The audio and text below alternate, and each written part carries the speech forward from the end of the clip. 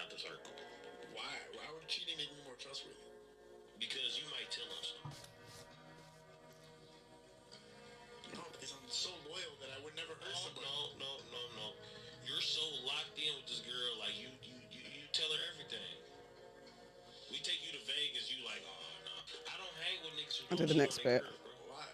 Straight. You know what we come to Vegas for. We don't come to play dice. We can play dice in Detroit. So I can't trust you, bro. You gotta have some dirt on your name for me to accept you, bro. What if I suck one titty? Oh, Yeah. You have dirt on your name. Exactly. You have dirt on your name. But if you going to, If I suck one girl's toe now, is that acceptable? if you lick the bitch toenail 2 times, Okay, it goes into stupidness now. It's like fucking toenails and started shit. in stupid. So basically, his point is, if a man doesn't cheat on his girl, they can't hang. So he's saying, none of his brethren, you can't be my brethren if you don't cheat on your girl. When we're going off to do our thing, you know what we're going to do. If you don't do nothing, that means you're going to tell your girl, and it's going to come on top, because girls are going to tell the girls, and then it's all going to be a problem. So you have to have a bit of dirt on you. That's man-dem talk. Do you feel the same as women? Does your girl have to be a little bit grimy for you to trust her? So when you're getting up to shenanigans... Do you know what? Firstly, I think that there's a lot of men that's just got podcasts and just chatting a bag of foolishness. Yeah, I'm with you. Just nonsense. Like, if you want to do your thing, you don't need to bring someone else to your level. Like, you have friends of all different capacities, isn't it? You might need the friend to tell you to fix up and stop sucking on tea. You know what I mean? In Vegas, like, Right. But no, I don't think it's necessary to have all of your friends be messy. You might have a few messy friends, and that's the one you go to when you're being messy, because you really know that you're being messy. part, But you don't want her to tell you the truth. You know it is. When you're doing something like seeing someone and you know the red flag, he is the whole actual red flag. You go to the brethren that always bring home the red flag. So you can sit red there flag and together. lavish and not face reality that you know you're doing We're not going to take it to the perfect... I'm a little bit different. I like all my friends to hold me accountable. Whether or not I'll listen is another thing. So I like to be honest with all my friends, but that's because everything I do, I genuinely do it because I want to do it, and not no one else can tell me anything else when it comes to like whatever I want to do. Obviously, advice and what I go to my friends if I need advice. But if I'm doing something, I'm usually doing it with my chest. So if there's somebody that I'm not supposed to be messing around with, I would tell my friends, oh yeah, I went to see him yesterday. Whether or not I was supposed to or not, I don't care, because I did that because I wanted to do that. Oh, fair enough. They can't make me feel, but I also don't want to hide anything from my friends. But when it comes to that time, if I do need you, like I do come now for that fix up, then we can have that conversation, if that makes sense. Like I was seeing one guy and my cousin couldn't really stand him, to be honest with you, but she was obviously still there for any time I would call her and say, oh, this is happening, this is happening, this is happening. And then when I stopped messing around with him, she was just like, I don't know what hold that guy had on you, but I'm so glad the hold is gone, because it was getting peak. It was getting peak. Yeah, that's what you But need. she was always there for me, and I could always go to her, and that's the kind of friend I like to be. That guy just baited him and his whole crew up. Yeah, basically. I know. Literally. Oh my gosh. They're Dickhead. very clever, isn't they? Very high Dickhead. IQ, isn't it? Extremely, really good high IQ. I think he's the problem. He is the problem. He's the red flag. Okay. And I don't want friends to be not telling me when I'm doing fuckeries. Not fuckeries, but if I'm seeing someone that is a dickhead, I want you to tell me they're a dickhead, even if I still see the dickhead. Because I'm that type of friend. Like, I will say to her, I hate him, or why are you going back there? Or, me? you know, We're going to run him over. or that was our favourite one, we're going to run him over. Yeah. I still feel like I want to run him over. But, you know, He needs to be run. No. because that's the type of friend I am, so I want you to do that for me. I'll as do a well. little bit of accountability. I think I want to be I'm an honest person. Everyone knows I'm an honest person. So basically, if you are coming to me for some sort of like hand holding, I'm the wrong friend. So Okay. no, I'm not. I'm going to be really honest. Out of love, not out of anything Same. else than that. But I'm just, don't ask me if you don't want the truth. Yes. I think that's the best way. If you don't want the truth, if you don't want the truth, then do not come to Sherice and ask, because Sherice will give you the truth, the whole truth, and nothing but the truth. Don't get me wrong, I'll cuddle you in that, but I'm not going to lie to you. Cuddle you and cuss you. I will Cuddle cussing. I'll cuddle cuss you, but I'm going to tell you he's a fool. Yeah. And again, having friends, like he's like, oh, you got to have to. No, that says to me more about you than it says to me about anybody else. If you need people to be in the gutter with you for you to feel comfortable, you need to do some work on yourself and some healing, because that doesn't even make sense. It sounds like a cult. It's really hard. You know they always have to have collateral on. Yeah, you got to do So, something. Yeah, it's that Him thing. and his friends, they need to have shit on each Yeah, other. yeah, Like, yeah. That's cult. That's a gang also. That's That's also a gang. That's It's a Rico I mean, that's waiting to happen. crazy. Yeah.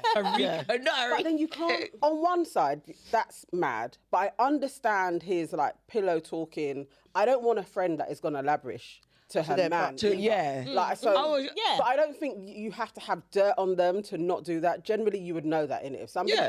is a runabout, you know that they're gonna. Oh, yeah. I mean, the man's crazy. He's actually like telling a man, "Don't be a snitch for grudges." Like, over grudges. Like, what the hell? Do you know what I mean? Like, that's madness. He's a shit friend to have.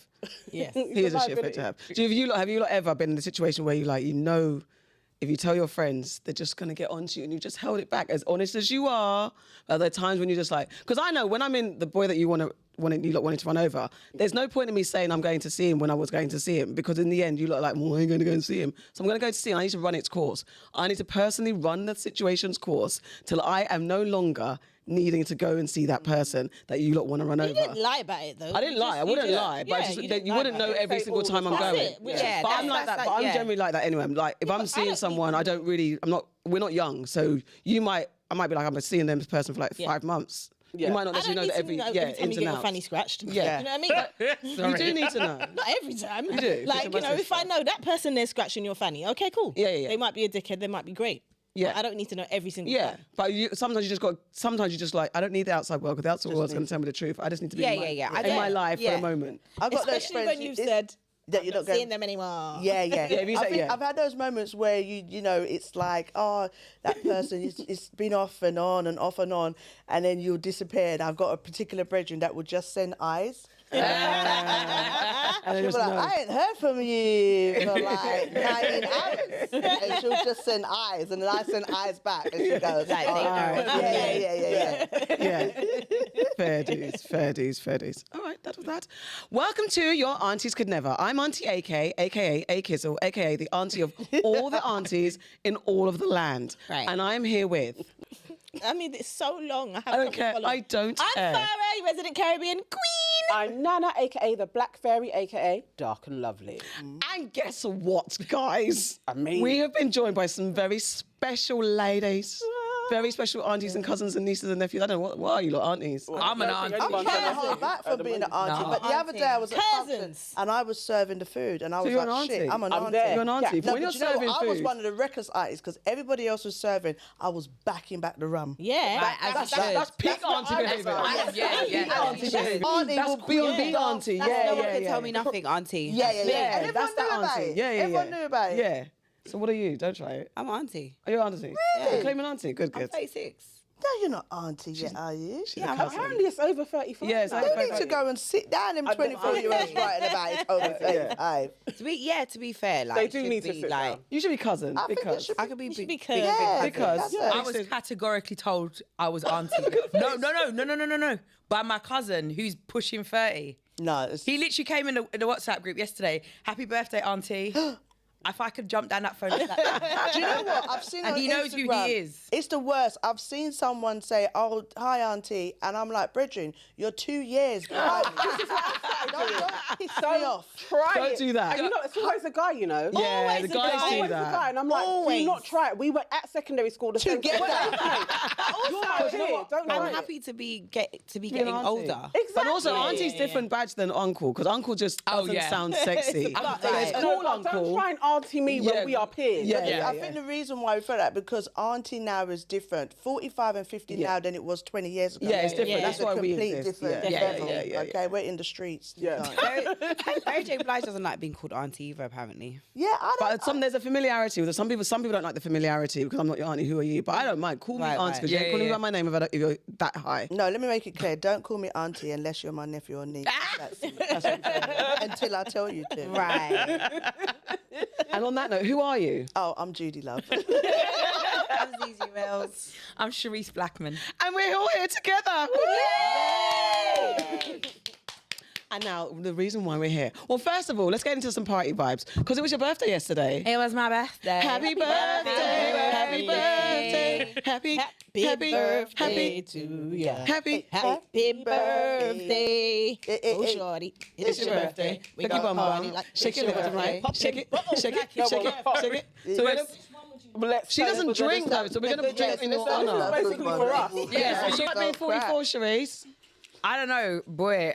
Do you know what? In my head, this was so much older. Like, you know when you can remember when your parents turned 40. So to me, I remember when I was like, oh, look how. And to be here now, I'm like, right. And then my kids aren't helping it because they're like, wow, you're middle-aged. What? Oh, no. Thank you. That midlife. So rude. So That makes it They know how unsexy. When they're they say you're doing it. middle-aged, that sounds unsexy. Middle of whose age? Right? Do you know what's even worse the other day?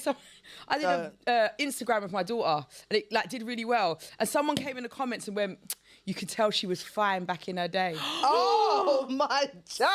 Sacrilege. No, that is. I said, "Back in my day." That is insane behaviour. In the comments.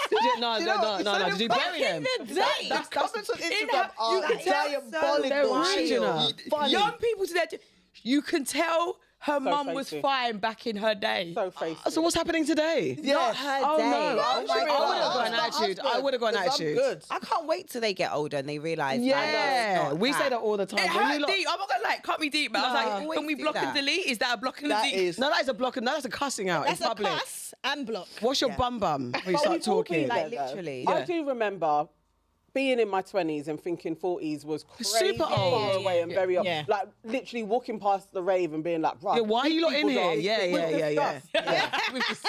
These Still times feel now. the same. Nothing Yeah. I feel like I'm 25. It's the same I shit. remember when I was like 25, and me and my friend, one of my closest friends, Fran. Was that yours? No, it's fine. We can do that. Because We then used I to can- talk about like we'd have aunties and family members and friends who were like 40 something, and they were doing a madness. Like they were just doing madness, leaving relationships, career change, having a baby, like just doing madness. And we was like, what's wrong with these 40 somethings? they couldn't sort it out? Now I'm 40 something. I'm like, okay, it's just a new birth of life. That's it. 45 for me feels like a nice age. It's a nice age. I'm enjoying it. Listen, I can't complain, boy. Like, it gets better with age. Yeah. It does because you have That's what I more think. wisdom, but you're still youthful. Yeah. There's a Yes. real space where you know more about yourself. Where Yeah. in your 20s, you really are looking outwardly, like, oh, what are people thinking of me? Yeah. 40s, you still have that youth, but more self-assured. Yeah, definitely. It's a brilliant, but it's wasted on young people. Yeah, you can't There's no talk point in about even it. talking to them because if you're lucky, you will get to the Yeah, stage. Right, yeah, If that's you're another lucky. thing. Exactly, It's so exactly. interesting because if anything was to happen to anyone at the age of like 30 or 40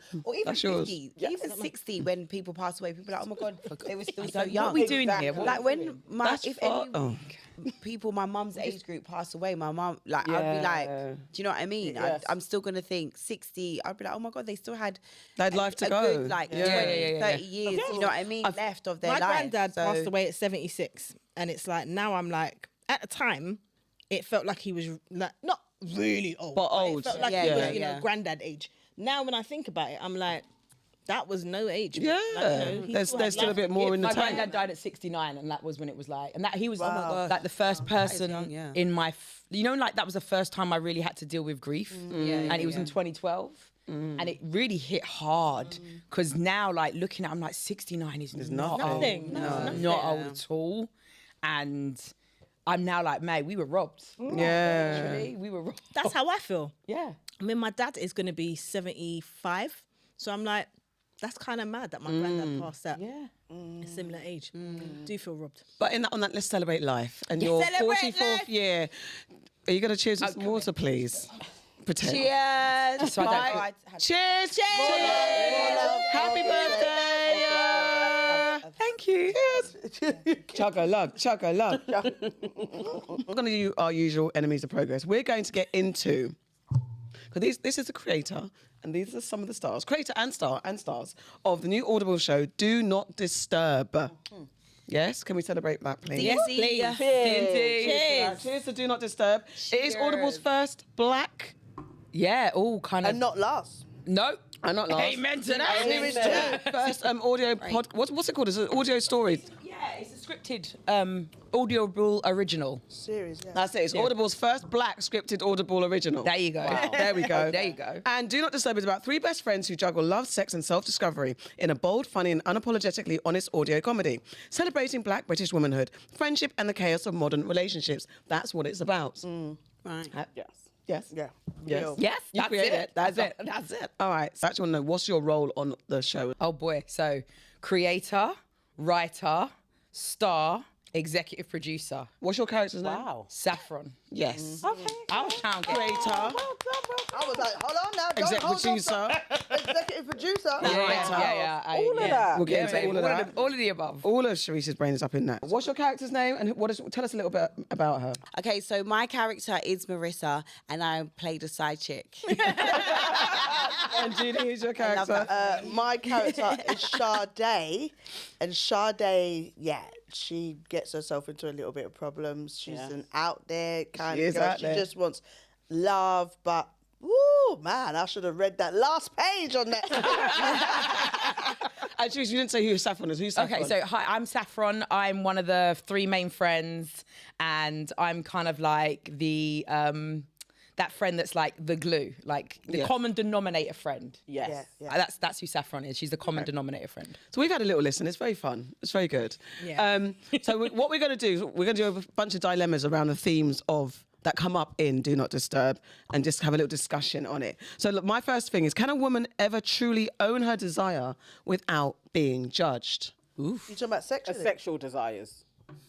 Yes. So, because in Do Not Disturb, Sade leads with desire but ends up confronting her limits. Do Not Disturb explores how women talk about sex honestly and unapologetically without apology or shame. And for example, we could think about in the celebrity world, you've got Chloe Bailey and Megan Thee Stallion, who have also spoken about how their confidence has been labelled as too much and used against them and stuff like that. And even Jada Pinkett can talk about her openness in her marriage. That's been met with some kind of like, what are you talking about your stuff for? And all that stuff. Why are you embarrassing your husband? Oh, yeah. And when you're taking ownership of yourself. So Sherice, first of all, I've got a couple of questions for you lot. Why did you choose to centre women's desire so boldly in this series? Because of what you just said.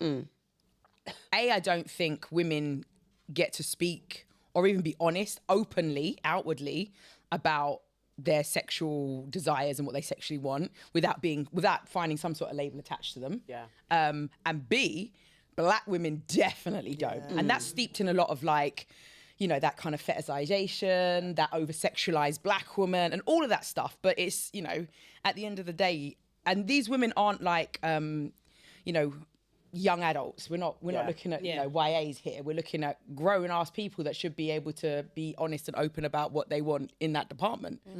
So I just kind of, I really wasn't thinking about anybody else, but the fact that when I'm with my close friends, we keep it real. We talk honestly. And so this Nasty. Yeah, well, you do. No, but you do. But Honestly. have you ever felt like you've had to hold back? Like, I know definitely I've had guys I assume I've had guys kind of judge me for enjoying sex or use that as a weapon, weaponize that against me. Like, have you ever experienced being... As in when you're enjoying it. It's like, it's kind of like a thing like, oh, well then, or maybe saying, well, she like... This is a bit of a projection, but it's kind of like how sometimes some guys, or I've allowed some guys to treat me, it's like, if I'm enjoying sex, they kind of see you as a good time girl. But it's like, it's not a fact I'm a good time girl. I just enjoy sex. And some men have a problem with women that enjoy sex. They feel like you should be a fish. Yeah. And just like receive and not show any, I don't know if you guys... I find that so strange. I wasn't going to, because I really wanted to stick on the friendship path. Can come back to that.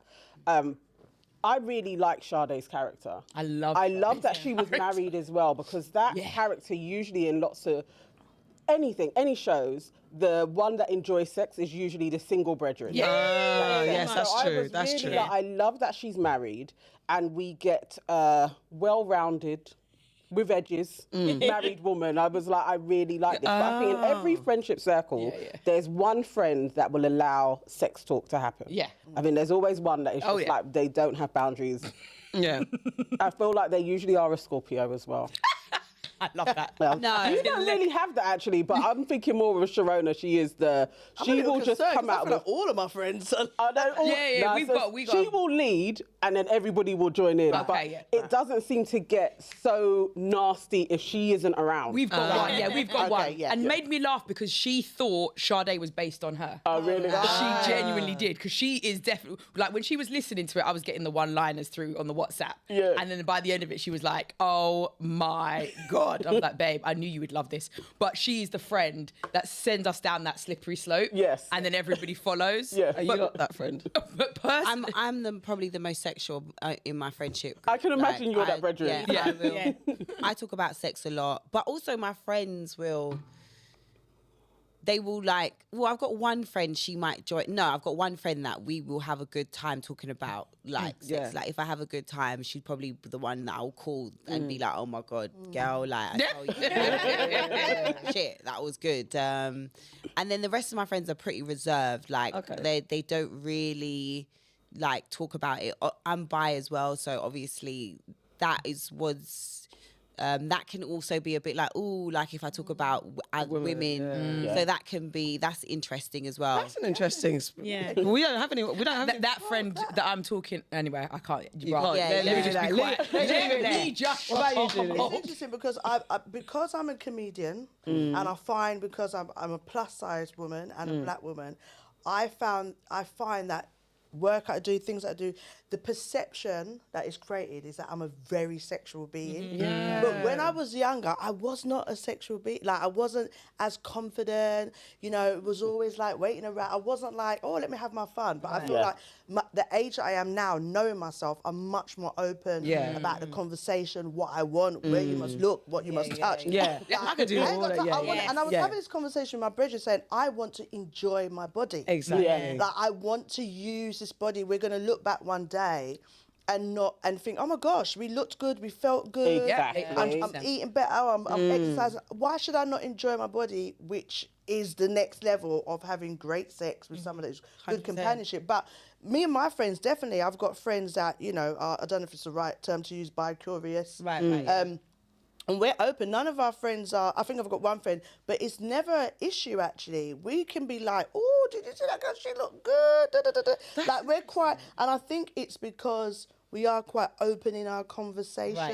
Right, Like, and I definitely love that about my friends, but it has shifted. And I've been saying to them, I feel like I'm in a shift since I got to 45, and we are very open. None of us have no issue with like saying anything like, oh, that girl did look nice, or listen, don't call me tonight, I got a date, da da da da da. So, but I think it changed with time. I was gonna say our conversation is so dry, ain't none of us fucking. But even that, even not. I'm celibate down there. Yeah, but it is dry. I could light a match. I'll be real with you. Like, so you know, you said, Nana, you said that you love the marriage. So I've been married. I've been together with my husband for 27 years. Yeah, 25. Whoosh. And so It's amazing though. it is amazing. Nice. But I'm a one girl guy. So I've only been with my husband. Oh, is it? Yeah, I haven't had any other partners. God damn. I got a friend like that. And so Did you? Okay, sorry. I always wonder. I'm seeing him like, wow. I'm a unicorn. No, let me not. Ask the question. ask the question. But ask the question, it's fine. What I will say is, this is what, and I know this from when, I'm talking years back, when I hadn't had many partners. There's this assumption that if you have more partners, it makes you more sexual. That's No, not that's the not case. true. That's not like, true. you can like bang one man and like And be all the explore things. everything. And that's basically why I was able to write. Because I'll be honest with you, like when I was young and I was obviously completely inexperienced when I met my husband because I hadn't been with anybody else. To the point I hadn't even kissed another man. Oh, wow. So like completely inexperienced. But once you taste the fruit, Yeah. Yeah. It opens a... you know what I mean? The fruit, the Pandora's box has now been opened. Exactly. I'll tell you what can be. Sorry, go on. And also, like, obviously, I have friends that are very open. And so that's what I've relied on to find out if I've got a raw deal. So, do you know what I mean? Like, you want to know. You don't want to know. And from taking notes with the girlies, I'm good. Yeah. I'm good, like super good. Like It's very true. I've been told that I'm blessed and highly favoured. You know? No, I'm serious. So I'm like, well, I don't need to. So You don't. I don't think you need to have loads of different sex. I think as well as you get, for me, it's about the connection you have with somebody. Yeah. But I do think you can have sex with somebody and be like, damn, Yeah. I was not having good Proper sex after and that. I definitely in my 20s. I'm like, I realised I was not having sex. And I think for women, and especially black women, I think there is this from our music, from things that we see projected on media. It's always about us being the one that pleasure. Yeah. It's never, how our batty look, how we Yeah, can yeah, ride yeah. on it, We can't really talk can about tic-tac them, yeah. punch. Yeah, And yeah, It's yeah. always about what we can do. It's never really What about they- how they can satisfy I us. was going to say. But that's why I think a lot of women, like I see a lot of women online and they're always like, oh, I can't think of anything worse than having sex, or I can't think of anything What? worse With their than laying husband, down, that's- or like I'm not having sex anymore. And I genuinely think, and I think that's also why sex has become such an exchange, because women are actually not enjoying sex. So for them, it has That there's part. something So else needs to be, Yeah. something else needs to happen. Like if I'm gonna do this for you, then I need something in return because I genuinely am not. Yeah. And the thing is because you're not having sex with good people. Yeah. Because for me, like that's why when I talk about having sex, whenever I have sex, because I want to have sex. So the idea of like, if I'm gonna have sex, I need to get that. It doesn't necessarily cross my mind because it's like I am having good sex and I'm actually gonna enjoy this sex. But I think a lot of women are not enjoying sex. But I think that's also- why when it's I was not. in my 20s and I was with my a boyfriend at the time, and I was with him. I don't even care if he sees his shit. I was with him for a long time, right? And I did not like sex. Yeah. Like he would try to touch me at night, and I'd be like this.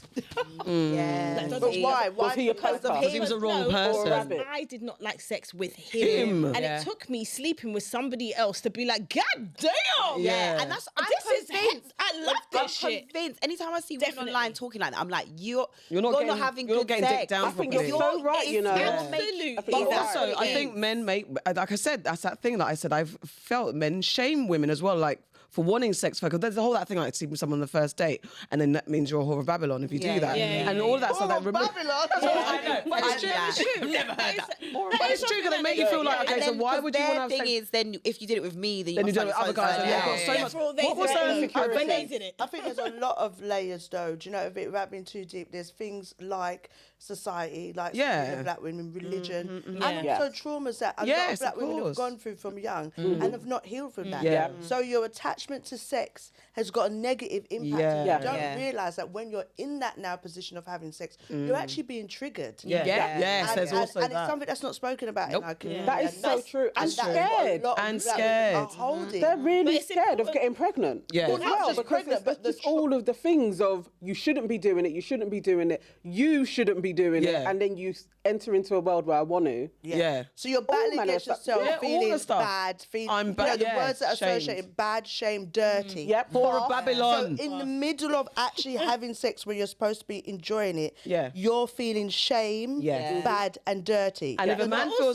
go sorry, on. I was just gonna say, but also, it can be the thing that you said about speaking up. Like at an age now, like if don't touch me there because that don't feel good. Yeah. And at that age, I can have those conversations. Yes. When you're younger, you are trained to Not- not yeah. not say nothing, and then you get men basically telling you, "Oh, but this girl liked it, but did she actually tell you that she liked it?" right, And it's like if and you how say you things using what like you you're use not- on the next girl or me? Exactly. Like all of our bodies are the same. But that's Oh, when, I, no, when we I all was, come, don't we? We all come. when I was writing Good Sex, like again, I wrote this in the comfort of Do my not own disturb. home. Do not disturb. Sorry, Yeah. the title changed.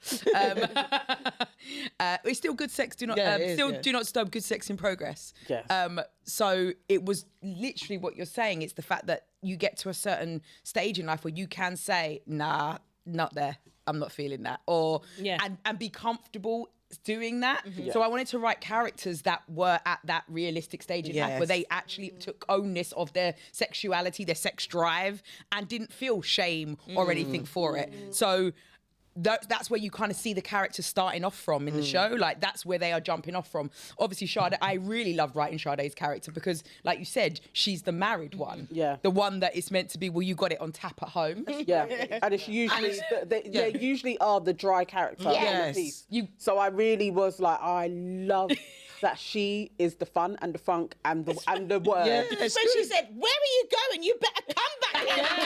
Yeah, exactly. I was like, yeah. Yeah. And I think I appreciate it because it's true, because sometimes Nana gets boxed in because Yeah, the single ones are like, and then we're just like, well, you've got it all good. But Yeah. then also having something that you are represented properly. Yeah. Yes. So Yeah. I wanted to represent, I obviously being someone that has been in a long-term marriage with a partner for a long time and gone through the different seasons of sex, Yeah. because there are different seasons. And if you were in a fruitful season right now, and he might not be in a fruitful season, It's because very hard. men and women aren't. So somebody gave me some incredible feedback from the show, which I was like, wow, thank you. But she said, you touched on like male virility. Yes.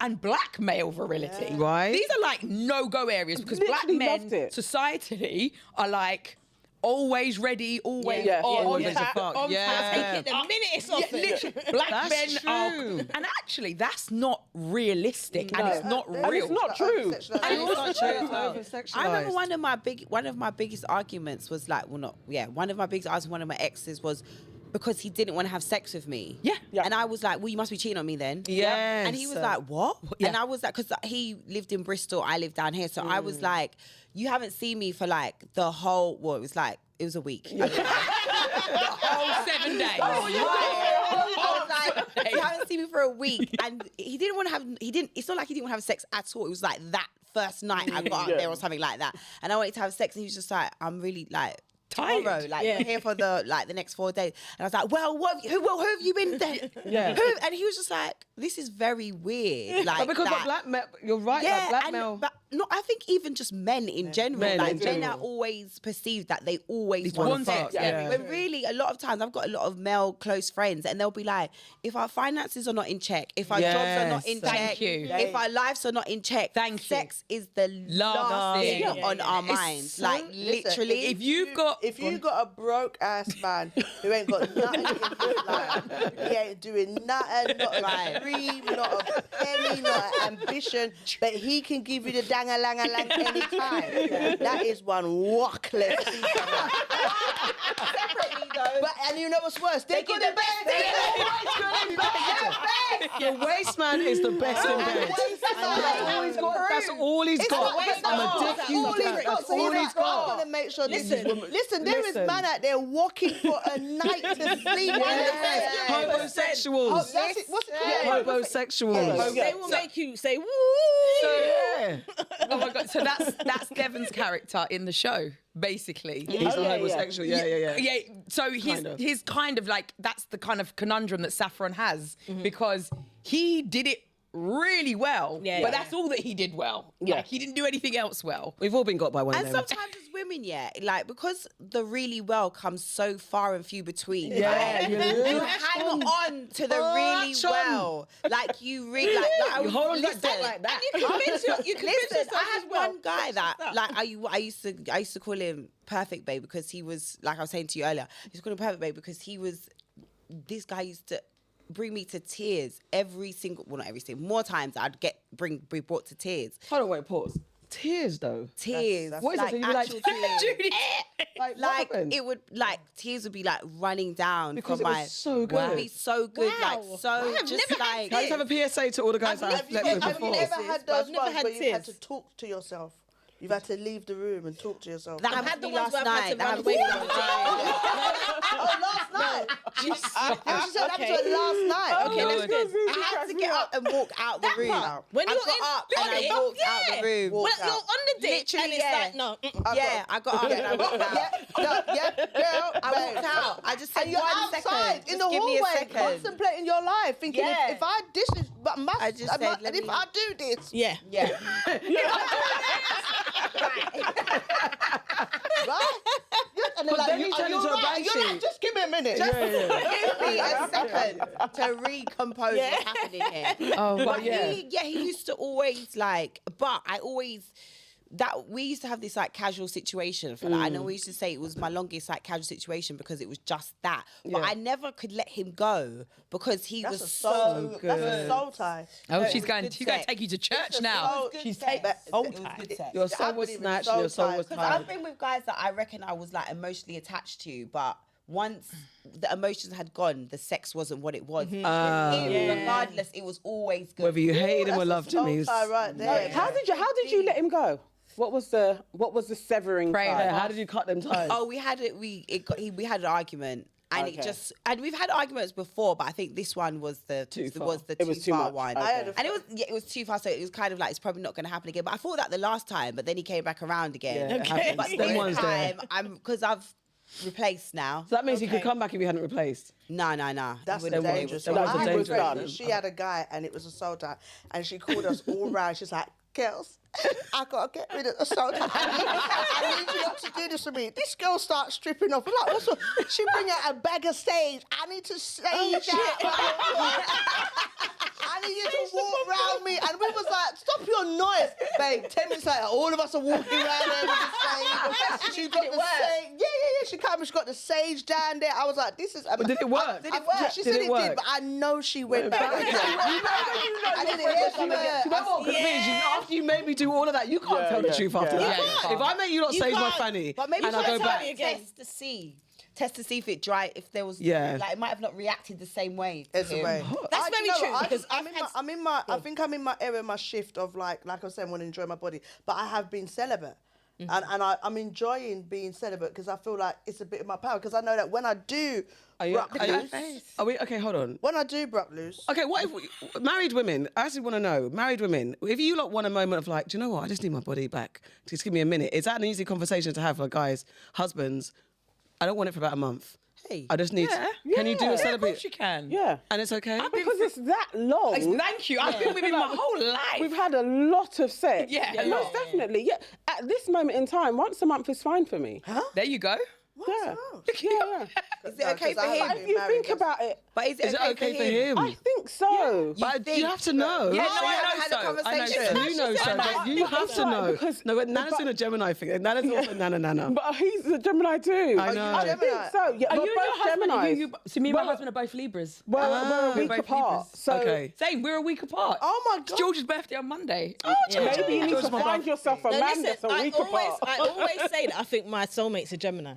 well we are Kinda very go- soulmates. Are you a Gemini as well? She is a Gemini. I'm The Gemini surrounded by you triangle. fuckers. I'm a you all Leo. love me. Yeah, what are you, Aquarius? She's a Scorpio. Oh, I'm a Leo. you see Scorpios. Yeah. Apparently Leos and Libra are supposed to be very good match. don't know. Like I'm a double Libra. Libra's supposed to like level out the Leo. your Leo I stuff. could The imagine. Leos are very Leo-ish. Leos My brother's are a What does Leo. that mean? My mum's a Leo. You lot are Leos. What does it mean? You're very, how can I put it?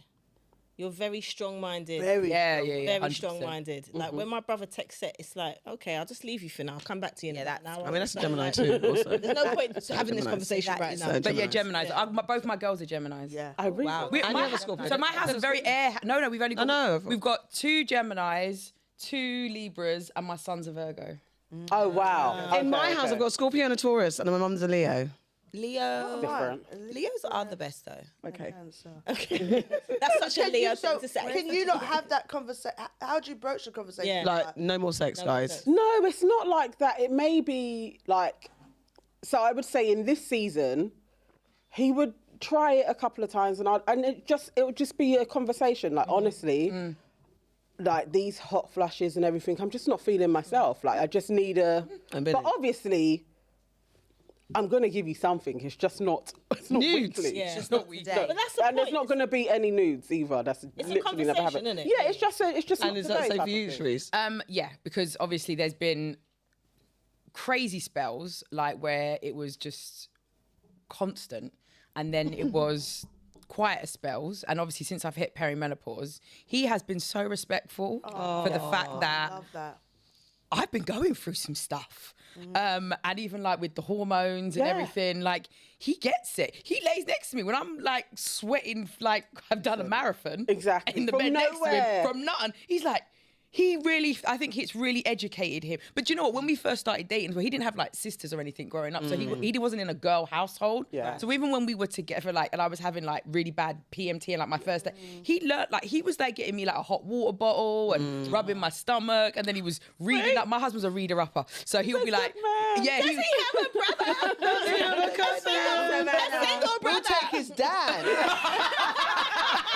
Even Papa. You know, but like, so with the HRT, he told me that he was in an Uber and some guy was talking to him about his wife, and he said, "You know what you need to do? You need to check her out for the perimenopause because." And he was educated, so, and then he came home to tell me because he's now got this whole learning about what perimenopause is, and he's like, "So yeah." And then I was like, trialing my hormones, and I went a bit too down the testosterone road, and he was like, "Thank God you stopped that." That I was getting, because he was like, "What is wrong with you?" I said, "I don't know." And then I was like, "I've been on this testosterone for the last 3 weeks." "Oh, stop that, babes." He said, "Oh, It's gone too far. You went, I love that. I I'm love too that. scared to find out about the perimenopause. What do you mean too scared? It's gonna hit you. That's all you can do. I'll It's probably not the go through it, end. but I just don't want to know. But it's not the No, I end. needed to We're gonna know. find out. It's I fuck needed around to. and It find. found I me. think, do you know what? Do you know what I I've been actually appreciate? crazy the last few months. Yeah, that was a sign. That's it. part of it. What I appreciate about with not being married, it's like if you meet a new partner, and especially when you're going through the menopause and perimenopause, there's a lot of stuff. Because my last partner, the person that you want to knock over, I like that she said partner. I went through a bit, my first range of changes, and he was actually very nice and respectful. Right, okay. And like, if he had a few kind of wayward time of the month accidents because I didn't know what was going on from what was going on. He was very respectful and never made me feel some type of way. But I can imagine it's a bit of a shock for men. But I feel like going into a new relationship, having to say, well, today I'm not even sure if we can do it because I might bleed or I might not. I don't know what's going to happen. My hormones all over the place. Being with someone that's patient and understanding, when you're serial dating or trying to find the right one, that is when it's a bit, I have been thinking like it's a bit tricky. Someone that I'm talking to now, I'm just a bit like, I'm in perimenopause, and is it sexy? Will they be turned off? Like she's an old people bird. don't know about it. We didn't know about it. It wasn't spoken about. We haven't got a We didn't know clue. about it. No one spoke about it. And everyone in my family goes through it really, really young. Okay. So that was the thing. So like my grandmother went through it young, my mum went through it young, and my aunt. What's young? Young is like early 40s, late 30s, early 40s. So basically when my aunt, who's like 10 years older than me, and like we're like siblings more than anything, like we grew up in grandma's house, like she was so she went through it, and I saw her go through like she didn't get anything until she was probably nearly 50. So she had like 7 years of hell, and I saw her struggle. And so I was like, by the time I started, so I think mine, as soon as I hit 40, everything started to go downhill. I was getting like heart palpitations, frozen shoulder. Palpitations? Yeah, frozen shoulder. I had the frozen shoulder. What's happening? I had all the symptoms, and then I went to a cardiologist because the heart palpitations were really scaring me. Yeah. And he was like, "How old are you?" And I was like, 41. And he was like, "Maybe you should go to a menopause specialist," because had gone to my GP and the blood test didn't show anything. It's always which they that you're don't. normal. They always that I'm normal. So then I went to a menopause specialist, and then she was like, I was like, da, da, da, da. She went, "Stop." She went, "Stop. Let's try you on a 3 months trial because this is not good, what you're dealing with right now." And I promise you that I woke up and the sky was blue again. And I felt like myself again. What are you And it feeling? was crazy. Do you know what? I remember one time because I was with some. I don't put my dating stuff out in public. I've just kind of said it, but I was dating somebody, and I remember there was one time I just felt off sync. Like it just felt like life was like that. Yeah. And I remember I went into his kitchen, and the sun came through and hit my face. And I just started to cry. And he was like, "Go upstairs and go and sleep." But I thought I was exhausted. I'm doing loads of work. I'm a single parent. Because look, no matter I'm dating, I'm still a single parent. Yeah. So I thought it was all that. But now on reflection, like, oh my gosh, I wonder if that was a part of like perimenopause. Yeah, I was of sad. just I was feeling- sad for a long time. And I don't know why like, I was sad. Sad or just feeling a bit like erratic, a little bit the heart palpitations, the sweating. The anxiety. I think the Anxiety's a huge one. The anxiety is massive. But I would say as well, like people tend to think that it's going to be, I've got hot flushes. Yeah. Like, I don't have Yeah. hot It's not flushes. just that, yeah. It's not Like, I don't have that. What I do have is sporadic periods. Yeah. Like my period will be, sometimes it will come every month, sometimes, or every 28 days. Sometimes it's bang on time. Sometimes it comes like 30, 40, whatever. Sometimes I'll be on my period for like a month. The last time, this year, I said I was on my period for a month. A whole month I was on my period. It's long. God, Imagine trying to that's what I date on have. top of that. that alone. This is what I drives mean. you. It's very. There's a whole list. So Listen, much. There's so many to different learn. things. I had like all of these, but then the fact is like some months I don't have a period. Yeah. Some months I do have a Okay. period. So- It's all, so it was just like it had to all come together before you figure it out, because when you Yeah. start looking looking at them individually, it could be so many different things. Could be stress. It could be any emotions It could be as well. And So so I'm gonna any man I start dating now, I'm just gonna tell him how it is. No, you have to tell that's them. what I do. You I'm a have little to bit tell crazy. I'm nice when I want to. That's it. Like, it's Exactly. all the time. I might sweat at nice. This is what I Embrace- look like with no eyelashes, no Yeah, eyebrows. you got Right, to. let's go. Listen, But that's like, the beauty of this trust me, the age. person I'm talking to now, I'm like, a little FaceTime, my headscarf is on, my benders are in bending. You got to take me as it is, because this is what it is. There's a time I would never. Right. But you're going to get, because I'm not doing all of that. No time for that. But that's the freedom of it. And that's when I wrote Do Not Disturb, Yeah. I wanted to create characters that were in that stage and that were like that. So they could be, so there was obviously a lot of different drafts, but one of the scenes in the first draft was that she was doing it with the guy and he wasn't very good. And she told him he wasn't very good. Right. And he was crushed. Yeah. And she said, would you rather I lie? And he said, yes. Lie to me. Guys, you know what, guys? No more lying. We can't like. We And can't no lie. more fake orgasms as well. Yeah, none of that. I never did that. I'm too old to do that. I can't did. fake I an did a orgasm. lot of. But when fake we was orgasms. younger, we did. That's why I didn't there's fake it. I That's don't why think we there's was bare having man out orgasms there when we was thinking younger. that they're good and they're not. They're not. Yeah. Because Don't we lie. make Just too want it many to noises. end. Then when That we didn't part. need to make no noises. Yeah, any girl, young girls, nieces, listen, do not lie. I get it though, because sometimes you just want it to be over. That's what I'm saying. There's You also want it that. to end. You're just. But also, like, just want it to get be over. over. normalize being in a situation where it's not that, because if it's like, I want it to end, I can comfortably say, Oh, you need to really there? stop. Yeah. Yes. I need a moment, because what you're doing is not right. copacetic. It's not even inside. And when I first started doing ZEZE MILLZ stuff, yeah, I used to talk about head a lot. Yeah, I used to talk about oral a lot and how important Receiving it or was. giving? Both, and Okay. but especially receiving, because like that was, I used to say that I think it's like 80% of women do not come via penetration. Yeah. So that means it's other, it's clitoral stimulation, whatever it is. So all these men out here thinking that you're making women come via penetration, it's not. They're lying to you. We're lying. Most women are not going to come just by straight penetration. Right. There's got to be something else happening at gotta the warm same it up. time. Yeah. You're warm Yeah, at the like, car. do you get what I mean? So it's like, I agree. but even warmed up, like straight penetration, doesn't a lot work. of women Yeah. do Depends not on the curve- come from curvature. that. They have to have Yeah. your It is a really high number as well. It's like it's so high. Yeah, that don't actually. So if I'm not, if it's highly likely that I'm not gonna come via penetration, then brother, you better be doing something else. You know Yeah. what I mean? But a lot of men. And what was the response with that? Oh, like, yeah, when I first, like, when you was talking about sex and stuff, when I used to talk about sex a lot back in the day, yeah, like, especially in our community, like, we were saying, oh, yeah, oh, why are you talking about sex? That's nasty. You shouldn't be talking about those type of things. That's not how you want to, that's not how you should be seen. Yeah, That's yeah, not yeah, right. yeah. Fuck Why that are you shit. talking about all these things? Like, Because we mentioned Megan Thee Stallion. I think I had a guy, someone who I was seeing, he was like, yeah, and the way that Megan's talking, the way that Cardi talks, I'm like, but hold on. We have grown up with man in hip hop talking about their dicks the whole Oh, time. yeah. Yeah. How they're going to beat it up, dead the pussy, kill the pussy, mash the pussy. We've grown up with that in hip hop. But the one time that girls are like, yeah, we're going to take them dick and fuck them dick and da-da-da, whatever. wet ass pussy. Then you're saying, oh, it's out of order. All the girls. Mind the my children. only thing is mind the children. Shall I tell you why? Because back in the day, I had to wait till 11 o'clock to watch Uchi I hear Wali that. on MTV base. I I hear didn't that. have access to YouTube. I didn't have. I hear that. So WAP now is accessible to a 10-year-old. But is that And a on the 10-year-old artist or is that on YouTube to have more stringent? It's on everyone now because it's the current climate. It's Like back also in the on day, the settings that you put on. Your shit. charge. Even if my child doesn't know about wet ass pussy, Jessica Yeah, knows that's about true. wet ass Very pussy. true. But But I I telling still- my child about wet ass pussy. I knew about shit. That's and, what I'm like, I saying. wasn't learning that at home. I was saying, I put it in your playground mouth. learning about shit. In your motherfucking mouth. The first girl that told me about That's what I'm saying.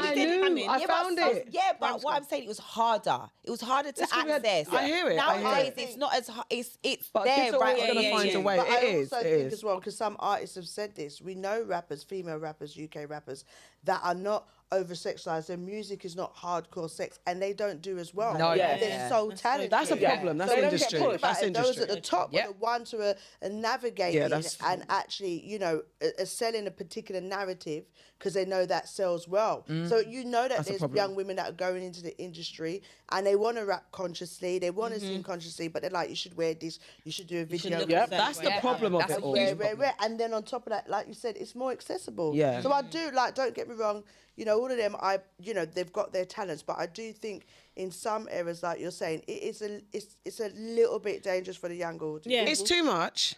generally. And Not as I a get whole older, album though. It just doesn't have to be a whole album. Can't it just be one or two tracks? But also, I'm just saying that the fact that when men are saying, "Oh, it's too much," you lot were fine when the man them were saying it. That I'm not. That's my side of it. If I wanted to have a critical conversation, yes, girls, stop talking about it because I don't want to know about your wet ass pussy. It's enough, and not a whole album. But when a man them are using it as a thing, like, oh my god, those women. How many videos you've seen with women clapping their batties? All the videos. But I remember when Missy was like the first kind of rapper before Cardi, and not just Missy. Who is the other one? Not Lauryn just Hill. no. Go back.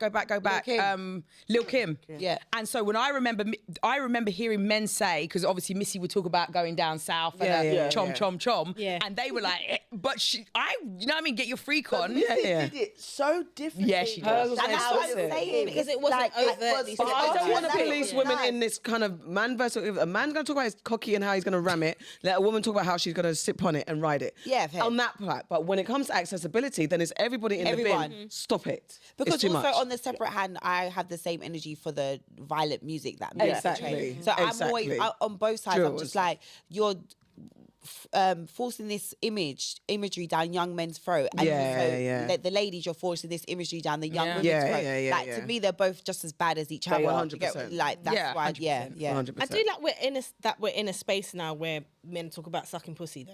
Oh yeah. Yeah, They I did. love that. They did. They did in the 90s. They're still a bit R&B timid about boys it. did. The R&B boys did. They're still a bit Let me timid. talk, people. I'm talking about like normal Briz. Like Oh, normal everyday. Briz Yeah, they'll did talk not about talk it. about sucking Yeah, pussy. back in the day they didn't. So when you met a guy and that was their first party trick, you'd be like, rah! Like, you know, but back in the day, they I didn't feel like really still talk about men are that. some men are still trying to give it on rations. I mean, they're not on rations. Like when you That's a PSA. That's a PSA. When ZEZE's lip went rations. She's warning you like that. Like it's rations. They It's sound like rations. I remember I was talking to one guy and he said Real. because I asked these questions from the very beginning. Yeah. What do you ask? Like, What do you do ask? you What do you give ask? Yeah, What do you ask? what's your question? you give This head? just gave me okay, the proper auntie cut eye when I said, really? Yeah, because I'll tell you why. Because you get into it, it's too late once you get to the bedroom now. Because when I get to the bedroom, I'm thinking, oh, is it gonna happen? And I love to suck a dick, right? So sorry. Sorry.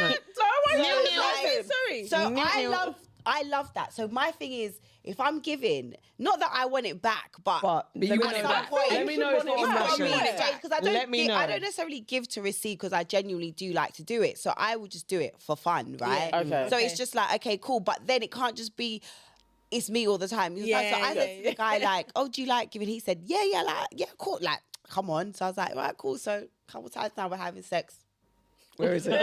A couple times we're having sex. So then I brought it up to him. I was like, you said like, do you like, I thought you said you like giving head. And he's like, yeah, I do. I said, yeah, but you haven't. I said, but you don't really give it to me though. I said, I can count how many times you've given me head and the amount of times we've had sex. Like, it's not matching up at this point. And he was like, well, yeah, it's just, I said, well, then you lied. lied. And he That's was their like, calling he was card. like, no, I do give it. So he had given it, but he was rationing it, bruv. And I'm What just was like, he waiting for? Why Like, did your they- friend they- was I don't think he thought you were going to be doing an audit. babe. Man save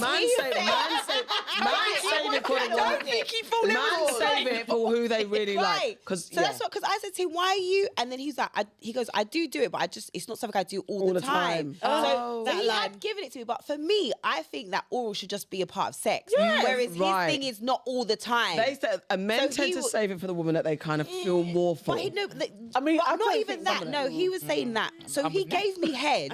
It was just as regular as I would want it. Yeah. So my thing is, every time we have sex, I feel like head should be a it part should- of yeah, it. yeah, yeah, It that's shouldn't what it be was. like, Yeah. I'm not that on the girl. thing. So I was saying to him, like, when he's like, why are we? And he's like, yeah, because he was like, it's not something that I necessarily like madly enjoy doing. I said, so you lied. Then tell me the Like, truth. you should What's have your told thing? me what you should. When I said to you, do you like giving head? You should have said, Not really. That's so what you then should I would have have known. Shit, like I know what I'm in for. But you was like, yeah, Because he wanted to get the pussy. brother. Yeah. What's your version? My version is not every man I'm gonna suck your dick. Okay, But fair. I That's find that fair. weird. It's just my But sexual you- thing. but It's not but like are I you go sleeping no. with them? It's not like I don't think that sucking dick is on my repertoire of every single person. But you get me? Why though? You know what I'm trying to say? Yeah. And But why? I also don't expect it from It's how you everyone. turned on though. Okay, but why It's though? how Why you're do you turned not on. feel like? It's just how how I'm turned on. Like, it's not like I'm going into something saying, this guy, I'm going to suck your dick. That guy, I'm not going to suck your dick. It's how I am in the moment. Yeah. Right, I get that. I get that. It's a feeling. No, it's not my It's not first it's not thing. your handbag. It's not my first thing I'm going to pull out. That's what I'm saying. But I'm not opposed to, I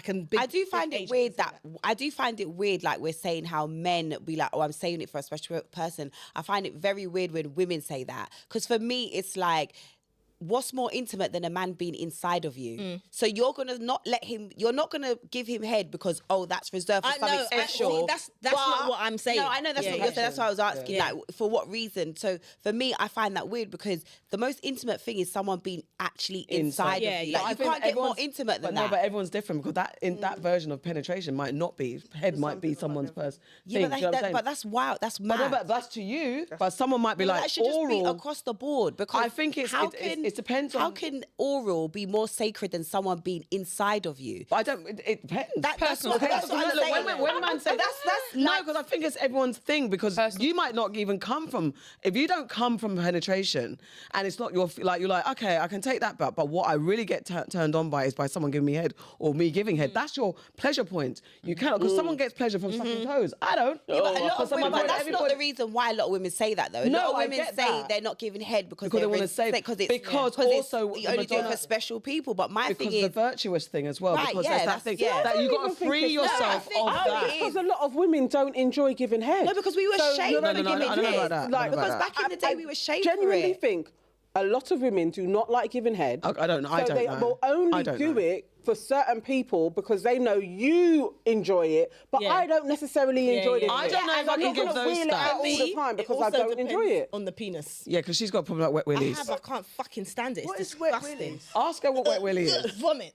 What is What is wet it? When it leaks a bit. When they've got uncircumcised? No, it's not even necessarily uncircumcised. It's when they've got that ick, that What the pre-cum? gooey. Doesn't like pre-cum. She hates pre-cum. Oh, give me that pre-cum, baby. I cannot stand it. I cannot stand it. So what? You don't. What is that? She hates wet willy. I hate wet willy. But I do Why is think- your willy wet, bruv? It's pre-cum. No, I don't like it. Wait. I don't like We it. need to get into this because I need to. Because you don't like pussy, so why can't he have wet willy? If I'm really gonna break it down, wait. If I'm really gonna break it, I think if I'm gonna break it down, my wet willy syndrome is based on trauma, not trauma like anything I want major. to see that but just shit like dribbling, mate.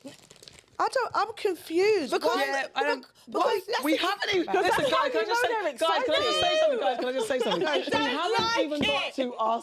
We've got 8 topics. We haven't got to the second I'm one. sorry, but you need to explain. It's pre-cum. She doesn't like when a willy's wet.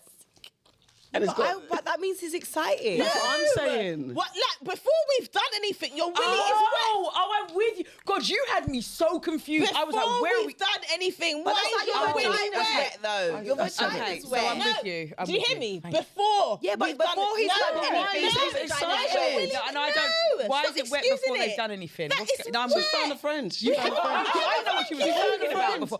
I haven't even. No, she's right. No, I haven't no. even done this to you. No. Your willy is. No, I'm here with Farah. He's excited. It is Yourself. disgusting. Control yourself. Sorry, that made no sense. But now if you touch it and it's soft, you'll be shaming him. I would never shame him. You help him out. You never shame All right, him. so go back to the willy, back to oral. Let's wrap it up. Women feeling shamed for oral and deciding when to give oral, and men are doing the same thing. They're ashamed to give different pussy, things.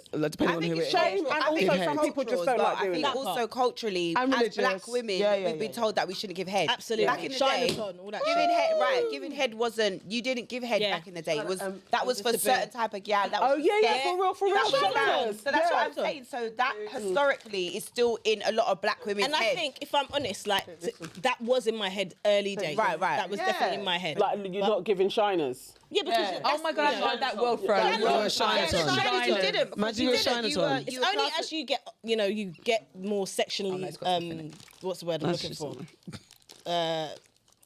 Not Active. knowledgeable and active. It's yeah? weird, isn't it? You It realise depends that on the it's not first that. guy. Yeah. Yeah, the first guy can the dictate first few guys, they will kind of set pace for what the rest of it. what's going to happen. And then you probably follow on from that. And then you'll get into chats with your girlfriends and you know what they're all doing. And that will shape it as well. I think it's Interesting. about having your own sexual power. Yeah. Learning your body. 100%. Yes. Knowing what your desires Yeah. are and what you're comfortable with at the end of the day. All If right. you don't feel like that's something you want to do, then don't do it. If you feel like it's something you want to do, then do it. But really, especially for women and especially for black women, it's about understanding yourself enough, because in reality you could be in it, all your friends are doing it, you're doing it, but you're the one sitting there at night time thinking, why did I do that? Yeah. 100%. I don't even like It's that about shit. yourself. Exactly. Right. All right, I'm just going to blitz through. It'll be easier. All right, so dilemma number 2. I'm When stressed on the wet willy. That's Yeah, what I'm yeah. Don't stress on the wet willy. Left me confused. Let the wet willy be Vomit. wet. No, vomit. When life forces you to stop, do you rest or do you power through? So Sade's storyline shows what happens when pleasure and pace collide, when you're forced to sit still and actually face yourself. So guys, if you think about Simone Biles stepping back from the Olympics, or Naomi Osaka choosing rest over competition, and Issa Rae has said that she had to reclaim joy after Insecure because of the constant output was draining. Yeah. So I'll go to you, Judi. Yeah. You juggle comedy, television, and motherhood. What has rest looked like for you in a culture that rewards constant That's a hustle? trigger for me. The first one that comes to my head, I was saying to my friends the other day, damn, I've been a single parent for 20 years. I'm exhausted. Whoa. Like, I'm tired. And, you know, I'm going to start tour soon. And a part of my tour is about, what if I just said, fuck it? Do you know what I mean? Because I think we carry so much different things. I've realised that I am someone I power through. Yeah. There's never a moment to stop and be like, oh, actually, I went through that, or celebrate that, or actually, that was quite traumatic, you know. My dad died, I had another family member die. There's so much different things, but then you're going through an amazing part of your career. And then you're still being like a parent, you're in the public eye and you're like, I'm actually tired. There's different elements of tiredness. So I've got to a stage now where I am kind of like, if it's not a fuck yes, it's a fuck no. I'm not doing it. Yep. And I'm not frightened to say, no, thank you. You know, I know family members that's been quite sick, that's had multiple strokes, high blood pressure and all them kind of things. And I'm just like, this life, yeah, like as long as I'm living my purpose, I'm bringing joy, then the most important thing is that I'm looking after myself. So I definitely was a person that powered through, but now I'm not scared to say, no, I'm exhausted. I'm a little minute. I need a little minute. Like, I'm not taking no phone calls. I'm not looking at no emails. Because the reality is, you drop down, they'll just replace you. Yep, honestly, Straight away. in this industry. What about you lot, everybody? Open it to the floor. When is the time do you are you a person that can take rest and take stock, or do you feel like, because some people's getting through something is powering through, because if they stop, it's too much to deal with. And that's the truth. Sometimes you don't stop on purpose. Because in that moment of you have silence, to think. You can't take the stillness. Yeah. How about you? Life stopped me. And Wow. life stopped. Really? Life stopped me, and I was somebody that has been powering through since I got here. And so I didn't know anything else. I'm like the oldest of 5 kids. Like I didn't know what rest looked like. I didn't understand what that meant. I mean, I went through, like, I was at school full time and I had 3 jobs. Oh, God. I was working 3 part time. I was working and I was at school full time. I didn't know what rest looked like. When and you then say one life stopped you, what? life stopped me. I literally hit a wall. Total burnout. Total. To the Because you're point at school and 3 jobs. Did you see the burnout? Because No, I didn't see it coming. Didn't see it coming. One day hit the floor, couldn't do nothing. How old were you? I think it was just before I turned 40. And I just went, oh. And I took to my bed. And everyone was like, what happened?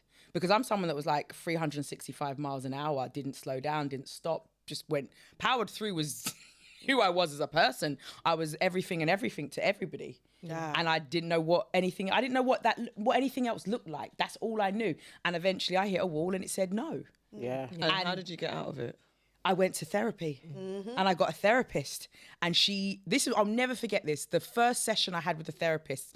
And it was weird because I'd had done therapy when I was younger, but like kind of like dipped my toe in it. Okay. And I kind of just was like, oh, you know, but never done it. And I had a black female therapist. Yeah. God, he's so good. Yeah. And so she said, well, you know, what seems to be the problem? So I said, like, this is this, this is this, this is this. And the first thing she said to me, she said, my God, it must be lonely to be you. Woo! Oh. And I broke down.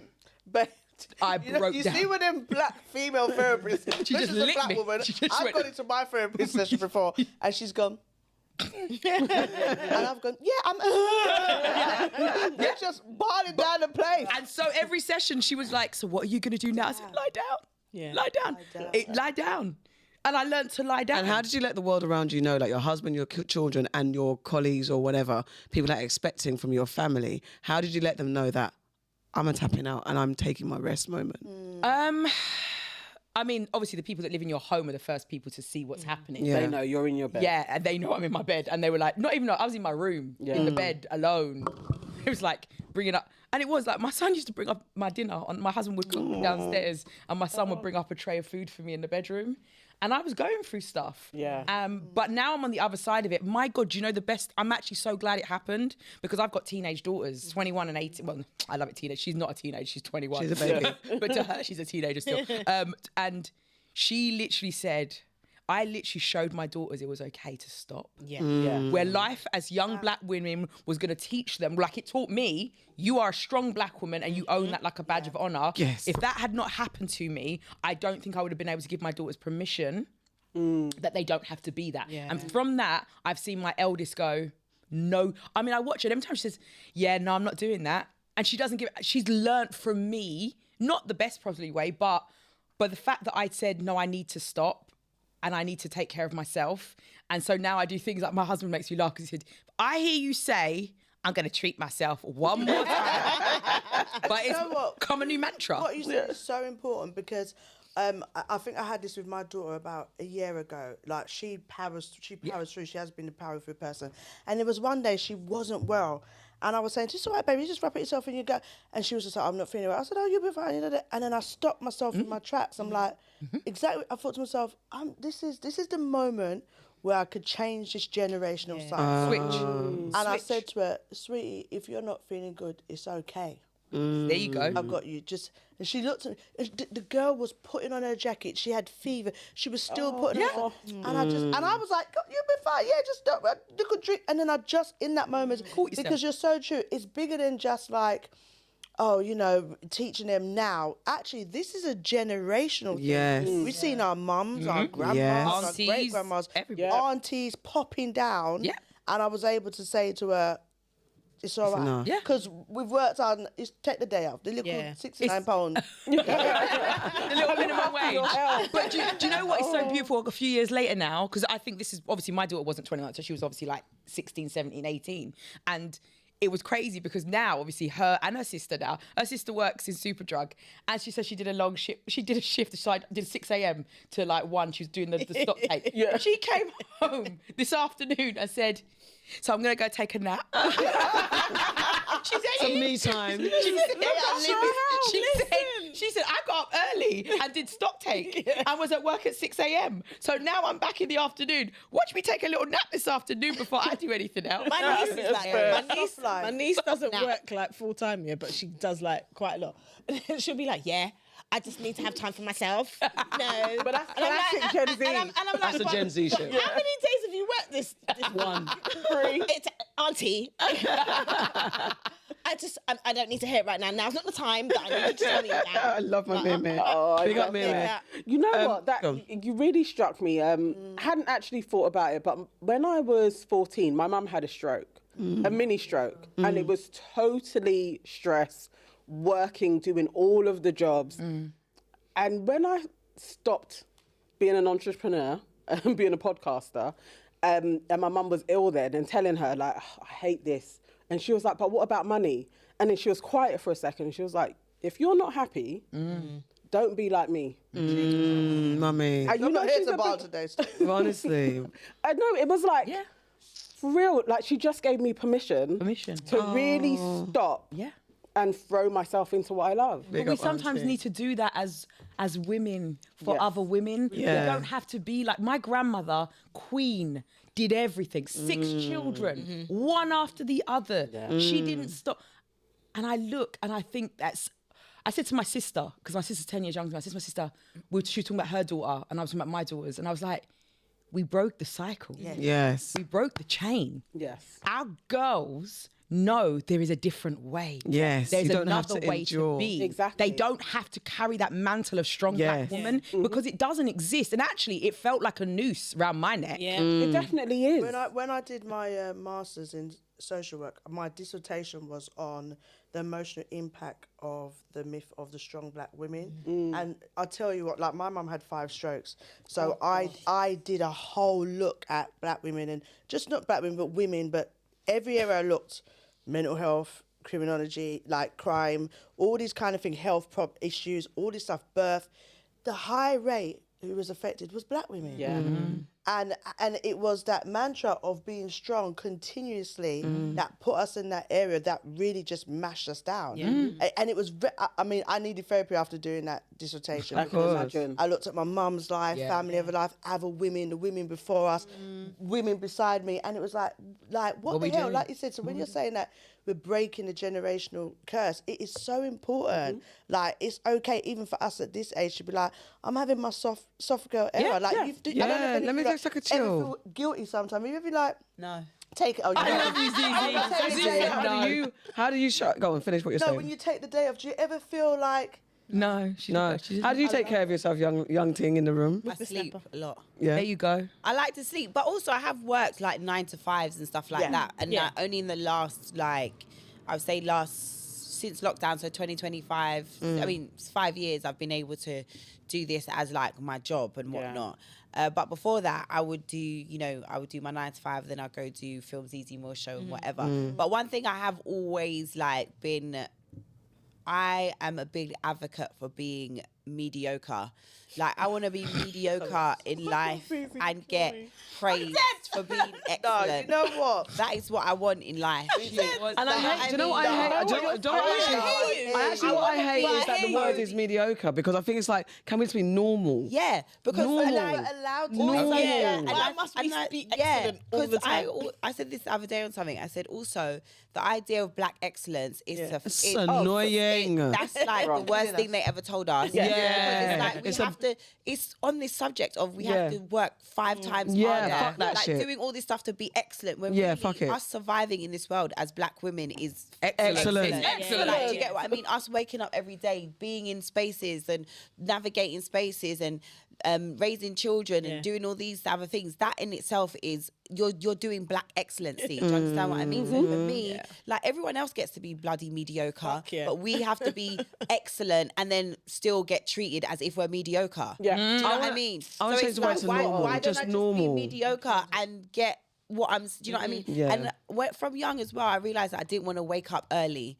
You and my daughter are kindred spirits. No, listen, I realised, like, from when I was young, and my mum's single parent, she put me through private school and everything. So my mum worked very, very, very hard. So when I used to wake up early for school, I used to be like, man, this is long. Like, I wake up early for school. Like, I remember thinking, this is long. I hate waking up early. And I used to remember thinking, when I finish school, I'm going to be able to lie in. But then I quickly realised that sometimes, because my mum was a single parent, so she used to manage a leisure centre. So when she used to open the leisure centre for, like, say the leisure centre would open for 6, She'd have to be there at 5 or something. she'd have to be there 5 or 4. So I would go with her. So she would wake me up and I would go with her. So I would go to Tottenham Green with her. She used to manage Tottenham Green Leisure Centre. And then I used to go in there with her, and then she'd get and if she could drop me to school, then she'd be able to, but because she managed the centre, more times she'd get one of the lifeguards and they would drop me to school. So from then I realised, like, wait a minute, my mum's an adult and she's waking up early. No, I don't want any parts of waking up early. And I just remember always thinking that. So for me, like, I'm always forever grateful that I can wake up later, because I remember waking up at 7 and going into a job where sometimes I'd go into my job and I'd just be sad. I'd be at the job crying, sad, just like, what am I doing here? Especially because I've always wanted to do performing arts, and I went to Sylvia Young. So that was even weird for me as well, because I went to this school of like, oh yeah, I'm going to be this famous person. Then you realise you come out, maybe not, you're not going to be this famous. Can I say though, you are a great actress. Oh, look at flowers. I also wanted to flex on you a little bit about you dropping the masters. All right, masters. I know. Doctor Love. Get me. Right. Yeah. That's why I like to sleep. My thing is sleeping. Sleeping is a One it's a thing joy. I'm gonna do is I'm gonna sleep. Yeah, one thing we're gonna do is sleep. Like one thing I'm doing. Yeah, look after That's yourself. what you Sleeping. said though, ZEZE, it is the most realist thing, that mediocre thing. I've been places and works, and it's like I've come in calm. Hi, yeah, I know the job that I'm doing, and you do the job, and just a bit calm, and it's like, are you okay? Yeah. And you're like, you're just a little bit. Everybody else is like Chilling. They're all chill. Yeah. But the one time I'm just like, no, good. I'm just like, it's like, oh, just love your energy. Just bring a little bit of your energy. It's like, there's 12 of us, friends. Why All year, fucking monkey on display. I be energy provider. My battery. Okay. Am I a Duracell bunny? Fuck off. Yep. Basically, that is Guys, what and the have you black lost woman burnout occupies. moments and then kind of bounce back from burnout? Or do you power through? I'm a bit of a power througher. All right. I would have. No, I probably did. I feel like this whole era is maybe in 10 years' time. I'll look back at this point and I'll probably be like, yeah, that was a long burnout that you were going Do through. you mean error in your age or just As in this time, so up until 2022, I've been self-employed. So similar, I hated waking up. So I was, and I'm not a good employee. I was like, I have to work for myself. So I had to do it. But working for yourself, you put in so much more hours. So many hours. So many No, hours. a week is nothing. Exactly. I'm doing like 80 hours. It was crazy time making stuff, dealing with customers. Yeah. To the point where it's like I'm waking up crying while I'm making stuff and then being like, I hate this shit. Yeah. And the only reprieve was doing the Aunties. That was like, oh my God, we're going to be recording today. That was the joy. So it's like, okay, I've got to stop this. And it's been a long, leisurely stroll because I have a husband who can keep the bills going, who can pay me. Like, Yeah, I know, I'm serious. No, It's that one, isn't it? Don't ask her. She makes it up. No, don't. No, my Clock it is Listen, this. No, my daughter does. Ignore her, Put everybody please. together. For the love of all things What are sake. you doing? I don't know what sign that is. Your daughter told you No. then I don't want to do it. No. I thought your daughter don't told do you, it. then I was going to be like, ZEZE fair, don't because do the it. daughter's young, No. maybe I'm not up to She's date, but you're making it up yourself. She's trying to make it a thing. Then If you watch the last 5 episodes, she's trying to make it a thing. Hey, you just dropped your mic. Neil got 7 husbands. She said, No. I just Whatever thing that finds her hand. You like it though? No. Innit? You're gonna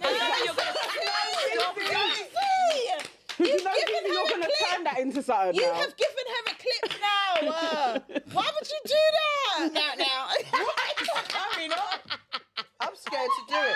I'm scared to do it. Judy, please don't. I'm scared to Judy, don't do it. Don't join in with her. Don't mean that to her, but it means something to someone else. No, she just that means something. But babe, I think it's meant to be these ones. It's this. Okay. Clock it is dry. Clock it is so Clock it is 2025. dry. I'm in 26, guys. Right. No. Yes. Yeah, you're definitely an auntie. You are definitely an anything. auntie. That's You're her point. It That could is her be, point. it could, because clock it is like clock it when, but Neil could be like, Neil. Oh my God, You're done for. That's what it could be. It could be like, what are you doing? Because Neil could be like, shut up, like, Neil. Okay, wow, they're running with it. You're not finished. I cannot believe you've given her life. ZEZE, That's why why would these you ones- do that? These are a man. How was that? ZEZE. It's catching. Oh my It's God. And I know there's going to be all the clips of that shit now. I've got to clip it. It's going to happen. It's going to happen. But yeah, so... You've given her license now to run with her package show. That's her package My show. daughter and your niece are going to be so like, oh my God. Emma is going to be so embarrassed. It's giving. One hand or two? Whatever you feel. I don't think there's rules to this. But I don't know what we've just signed up to. I didn't sign up to anything. That's All not I'm saying is that when it comes too quick, But when the food is shit, when you're feeling sexy, Oh, wow. So it's the tone. It's the tone. tone. Because even if someone's looking to you, be like, no. It's the tone. This goes viral. I'm a trendsetter. Yeah. You want to go upstairs? So Black Americans will come for you, you know. I made it up. Fuck that. I made it up. That's a British black thing, yeah. thing. Yeah. Did I see one of the Black Americans come for you? Yeah, I saw it today. All the time, man. All She the said time. she said she hated us. Why? Because talking about the Black American experience. about Black And American. you can't if you're black British. Look, we wasn't talking about the Black American experience. We were talking about black people who happen to be American. Yeah, it's a They can't madness. stand That us. is the difference. Yeah, Anyway, back to the subject. I can't even know what the subject is. I am a power thrower. Burn out. Yeah, you're a power I am a thrower. power thrower. Sometimes I like to say, Farah girl, can you stop? Yeah, both of you say that shit to me. Like, please. I am a power thrower, but then I also know when my breaking point has come. And But you push it to the limit. I'm just I saying. feel like your the body is constantly telling you To fucking stop. when you have to stop. I don't think You it's can't trick your body. It's your body will be like migraines, back pain, your body. But there's a gives up. book called The Yeah. Body Keeps a Score. I bought it a few years ago. It's called Your Body Keeps a Score. We need that. And it basically is what you just said. Like, you can fool your head all you want. Your body will tell you. And your body, her body talks to her a lot. Yeah, well, then you need to start I listening. mean, I have ailments, you know. Yeah, but sometimes I have those actual health problems. No, but your actual ailments could also be alleviated if you just took a rest. And I know you can't because you're in a pie, because you run all the shit.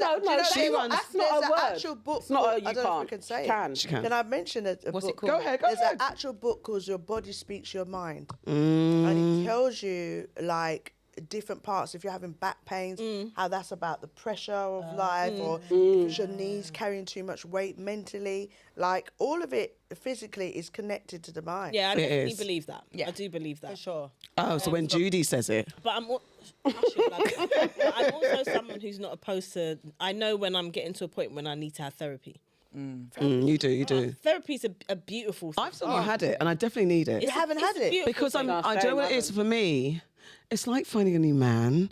I tried therapy once, and what did she say? She said, "Oh, I can't see you today," and I felt offended. So I was like, But "No."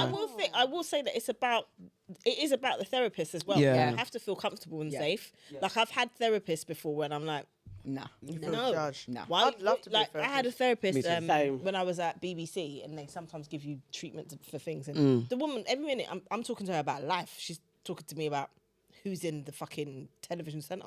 Oh, imagine that star fucker. No, that's I'm not like, good. no, this is not not it. how it goes. That's not how it goes, right? I love But then Who's I've had at therapy? therapists- Raise your hand. Me. But I have had therapists as well who, my best therapist of all time, she was a South Asian lady, and she was also like a spiritualist as well. Okay. So it wasn't just she was coming to me from one angle. She was amazing. Like, I would go to her anytime. Do you think, because I was having this conversation with someone the other day, and they asked me, my therapist is a black woman, but they were saying, like, why do I think, or why do I feel like that is the best? I should be able, maybe having someone who's not a black woman might bring. I've had a white woman therapist. Yeah, but they were saying it might not be white, might be Asian, but they were saying sometimes you might have a black woman, but there can be a level of projection, or you can restrain from actually talking what you want to do, because subconsciously you're still feeling elements of shame because of culture, Yes. religious, or whatever. Trust me, what I was From looking that at, I lens. was looking at for therapist the other day. I was looking at therapist the other day, and I actually landed on East Asian, because, and I haven't progressed, because for a minute I was like, what you wanted. yeah, because I've always said a black woman, especially from Insecure. It's a very Oh, big you up. have had a therapist? No. I was saying, like, in looking, Okay. and from watching Insecure especially, and listening to the read, a black therapist has always been like, yeah, that's the one, because they'll understand deeper. But I felt like this version, when I was looking for a therapist recently, I was like, because I'm in the public eye, I'm super famous. If they know who I am, Right. I'm so happy. We're going to copyright it. Trademark it. But yeah, like, being in the public eye of some element, I'm like, what if they know me? Then I felt like you might know my world, and you might know someone I know, you might be my fucking cousin or whatever. And then I thought, okay, so which cultural group? That's where you went. Okay. Yeah, which cultural group would I feel like, okay, you're a little bit understanding being not white, Yeah. and you're a little bit understanding being You're right. marginalised. I landed on East Asian. Yeah, Haven't got any mental. further. Yeah. But I thought maybe East Asian, because there's something about, and again, maybe some projected stereotypes. I'm sorry, East Asian community, but I thought maybe they'll be able to listen, they'll be able to. I don't know. There's something in it, and I remember I had a best friend called Akiko in primary school. He was Korean. Maybe I'm going there. Maybe I'm looking for I hadn't even Akiko. thought about it like But that. I think it's a. Sorry, go on. I hadn't thought about it like that. I just thought I could solve myself. I'm like that too, but now I know I do. I do need to talk to someone. Yeah, sometimes I don't know. I don't know where I sit on therapy, you know. I'm not sure. I've got a family member like that. They said they feel like people just making money off your trauma because they're just talking over the same thing. But sometimes there's things that you've had sitting there for time that you don't even realise is affecting you. Yeah. It pans out in your relationships. Yep. It pans out in how you eat, how you look after your body.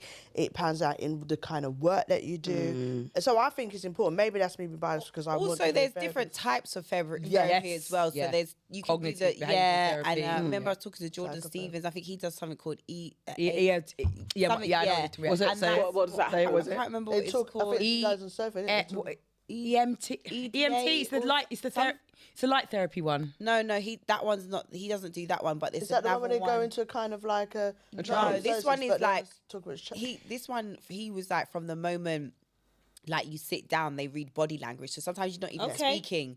It'll be like from the like how you're holding your hands, and she Yeah. will be like, "Oh, okay, that is because this," and but it's everything is a part of it. It's Yeah. not just you kind of like talking at them. I can't even remember exactly which one what it is, but yeah, my cousin was telling me about that as well. Maybe that's But not I what also they know do. someone that is sorry. I also know someone who's doing therapy at the moment, and they are doing it with a white man.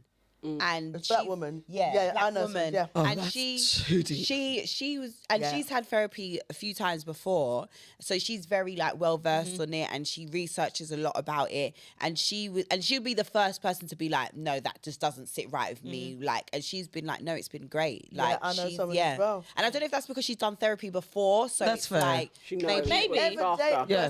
EMDR. Yeah, I'm EMDR. definitely at a stage of life like any man I'm talking to, I want to know that you've had like you're open to either having therapy or you've had therapy. Yeah, I don't want you to be like, oh, what's that?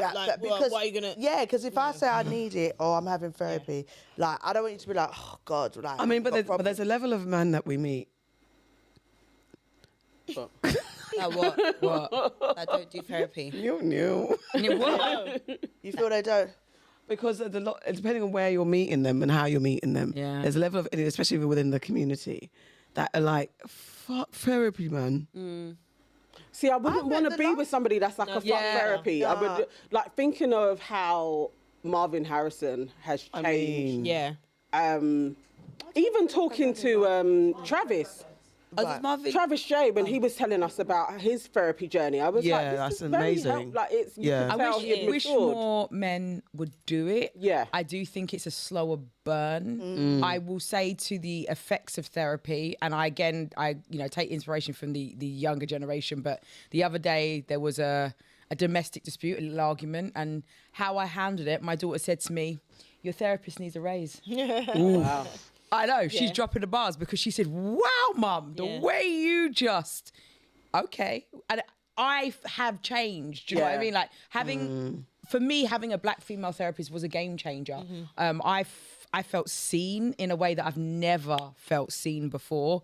And it did take time because obviously I'm guarded. I had issues, like you said, and I was very guarded. Not an But she overnight thing. understood from the get-go what was going on, because later in therapy, like we're talking like 2 years down, we circled back to something she may have brought up earlier, but realised that I was nowhere ready. near Yeah. ready Right, to go down that road. Isn't that scary when they drop something in? You know, they've been dropping something, and you're like, You just back that way. You back that way. But later on, I was more receptive to Listen, it. to be fair, the one session I had with the one that dumped me, she didn't dump me, she wasn't available when I needed her. She said something, I won't say it because it was a lot. When she said it, she just said one line. Yeah. damn. And I was like, and I don't think I've ever thought of it like or verbalized that feeling. She touched on it in a nutshell. So she probably was great for me. Yeah. But because she wasn't available, I was just kind of like, But she said something, and I was like, she read I had me. Where so did you many find of her? those moments. And Oh, where did you find your Therapist therapist? Network. Oh There's- yeah, Black Therapist Network. And I yeah. found that Yes, from being a producer for Dot and Adebayo's show for Radio London. Yeah. And we used to, when we're looking for therapists or people to speak on as an expert on certain topics, I went through the Black therapist. It's a BBA, something network. Yeah, that's why. And I literally was like licking through and but there were so many moments that she would say just one word back to me, and I was like, wow. Yeah. I never, like you said, I never even thought that was a thing or that was why I did that. Right. And it helped me so. Do you know what it did? It took the pressure off. There's so much stuff that I was like, there was so much stuff that I kind of just had accepted was me. That was me, and that was part of, and it was like, well, that's just me. Like that's very, very and actually, after going through therapy, I was like, that's not me. Why are you doing this? That's something that has been imposed on has you. been conditioned into me for whatever reason that I have now owned and made part of who I am. Definitely. And then when I'm bumping in life, it's because I've taken on something that had nothing to do with me, that was something my mum or there was something inherently in my family, and I had just owned it. Yeah, because you've been given a role, and like that's the role that you've And so accepted. you didn't question it. Yeah. And so it was only All going... right, Sherice, you sold it. All right, all right. By the way, it's the Black African and Asian Therapy Network, Yeah, the that's the one. BAATN. Yeah. There's a long list. There's a lots on long there. list. I'm only saying that is because, like, I'll be honest with you, like, it has literally altered how I think about me, how I see me. One of the things that she was so intentional about was, Sherice, this isn't about your family. This isn't about your husband. This isn't about your children. This is your therapy. It's about you. For the first time in my life, it was only about me. And no matter how much stuff I kept trying to drag into them sessions, she was really clear in letting me know, but what's that got to do with you? Yeah, so stop being everybody. And I was like, oh, mate, I've been carrying way too much stuff around that does not serve me. And actually, and that's like I was hanging on to it. It's like, I wouldn't let it go. Yeah, But 'cause it's it's comfort me, as well. It's me. And like, but it's harming you. You can't be your full self. And like what you were saying about career and what I'm in the most successful time of my life. I'm in a place that I dreamt about being here. I dreamt, I'm living in answered prayers right now. Yeah, yeah. And I'm like, would I fully be able to enjoy this and embrace this had I not done the work? So I'm so grateful for the time before that I actually took to work on me, and I gave myself the space, gave myself permission to actually put it back on me. Do you ever think the work stops? No, It doesn't. absolutely not. Because you're always learning. Yeah, and but I can feel the growth. Yeah. I never grew. And so this is a really interesting, and I said this to my siblings actually, because boy, everybody's now run to therapy. I've definitely been a poster boy for it. Because they're like, even like some of my male cousins, they're like, I started therapy. It's amazing. I'm like, bless your heart. But people have just noticed the change in me from how I was to how I walk through the world now. And it's like, because I've, being the eldest and the eldest grandchild and the eldest niece and nephew, a lot of pressure because a lot of people are looking at you, that elder child syndrome. Yeah. And it was always in my family. It's always been like, Sherice knows what to do. Ask Sherice. Sherice can do that. Sherice will do that. Sherice. And so do you know what I mean? Like, but Sherice knows what to do.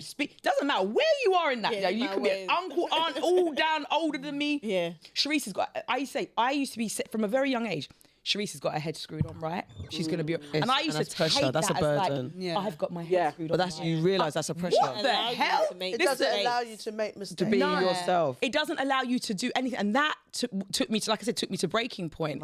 Now in the space that I am now, I'm allowed to make mistakes. Yeah. I'm allowed to get it wrong. And I take accountability when I've messed up. And I just get to be more human. I think pre this, I was superhuman. And it wasn't a good thing. But in my head, I thought it was. Yeah. So it was a self-perpetuating, I want to say a nightmare. Because these days now, I'm like, I say to myself, you can't do that. Yeah. That's it. Because That's otherwise it. the battle That's a comes draw line. against yourself. So Moving on. Can friendship survive when everyone's life is changing? No. The three main girls in Do Not Disturb, their friendship is honest, loyal, and sometimes brutal. It feels like the group chat brought to life.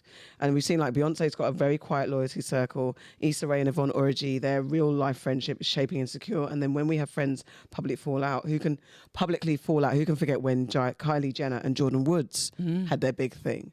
So, ZEZE, you've had public moments of honesty with friends and collaborators. How do you manage truth-telling without tearing people down? Or do you manage that? Like when you've had fallouts, like I guess your biggest kind of public fallout was with Lynn. What's her name? Lynn May. But like, how do you navigate that? With who? Lynn May. Lynn May.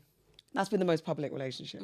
How do you navigate even addressing that in the public eye? And your life, like whatever, not to get into the nitty gritty because you've already spoken about it, but just like navigating that.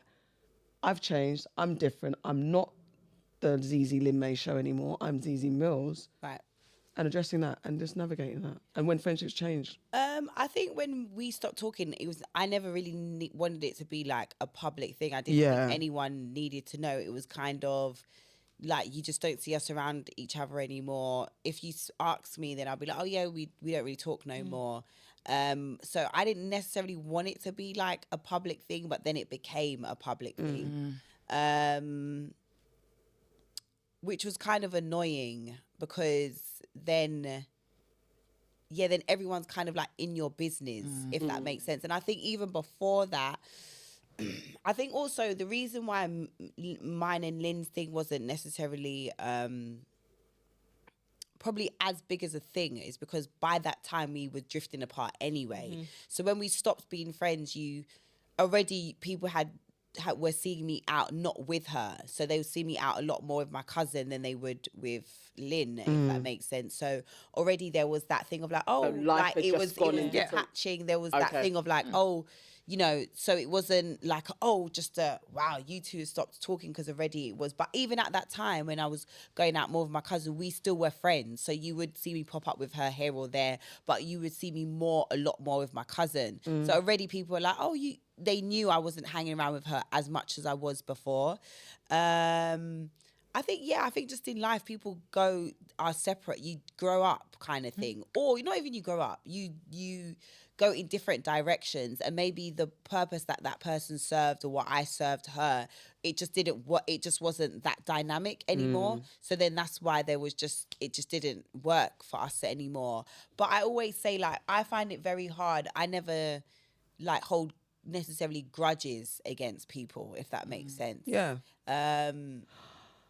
But yeah, I find, because I think definitely, because now we're all in the public eye. The moment when I was a little bit ahead of being in the public eye than some of my closest friends, and I'm very comfortable with my closest friends now because everyone kind of gets me.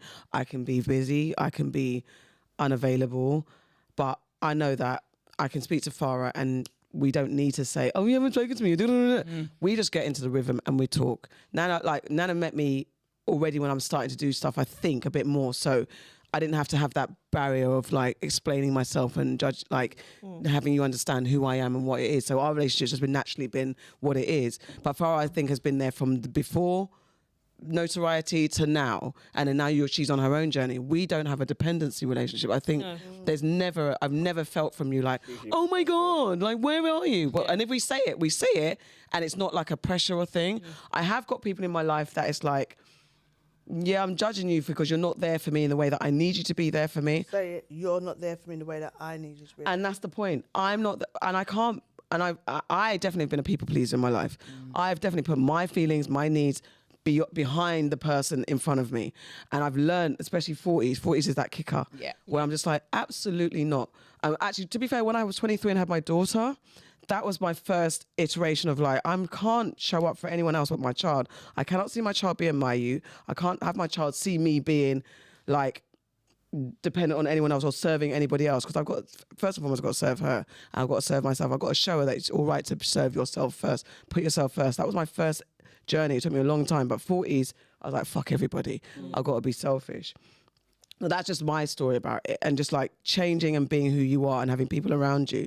How have all of you navigated the new person that you've become, whenever that happened, whether it's 20, 30, 40, whatever, and how you shape-shifted your people around you or got rid of the people around you? I think I've been quite fortunate. I don't really... And then I roll with all my friends my friends from back in the day, like one of my close friends, Nina, like I've known her from M&S. She's known me since I've been like 18, 19. Do you get what I mean? So they've come along with the journey, like my cousins, all my friend Janae, Saba, all Anika, all these people, Keisha, they've all been through with me from the beginning, and they've kind of just adjusted, if that makes sense. So yeah, there'll be times when they might not hear from me, but all my friends are still my friends. Like all my friends from back in the day are still my friends. Even to the point where I know like a lot of people, like some of the girlies in the industry, you know, they'll be like, "Oh, Z, like you're not really like with us," if that makes sense. Okay, Or, yeah, you're not like a lot part of of the people clique. say that. Like I remember one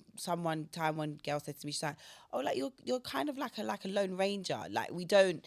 There's not someone like I'm associated with It's in true. the Yeah, like a industry. whole It's kind clique. of like It's true. It's I'm actually kind of true. like on my I do Get and they get it. But also I'm quite a needy friend, if I'm being honest with you. Like if you're my friend, then you better be my friend. I bet when I call you, you better pick up the fucking phone. What happens? No, see now.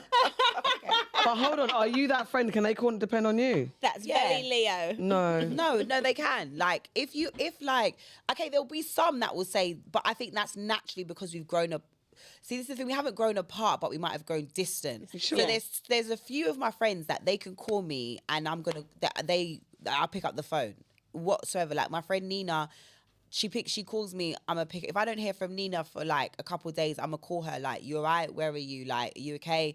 Same with my cousin, like all that kind of stuff. Like those, and then there's people that they're still my close knit friends, but over time, you know, whether that's because they've You got don't a need to speak to family, them every day. yeah. Yeah. But by Yeah. and large, Growing like up. my core circle of friends, like if they call me, I'm picking up the phone and I'll be there for them. That's like my core set, because I just feel like.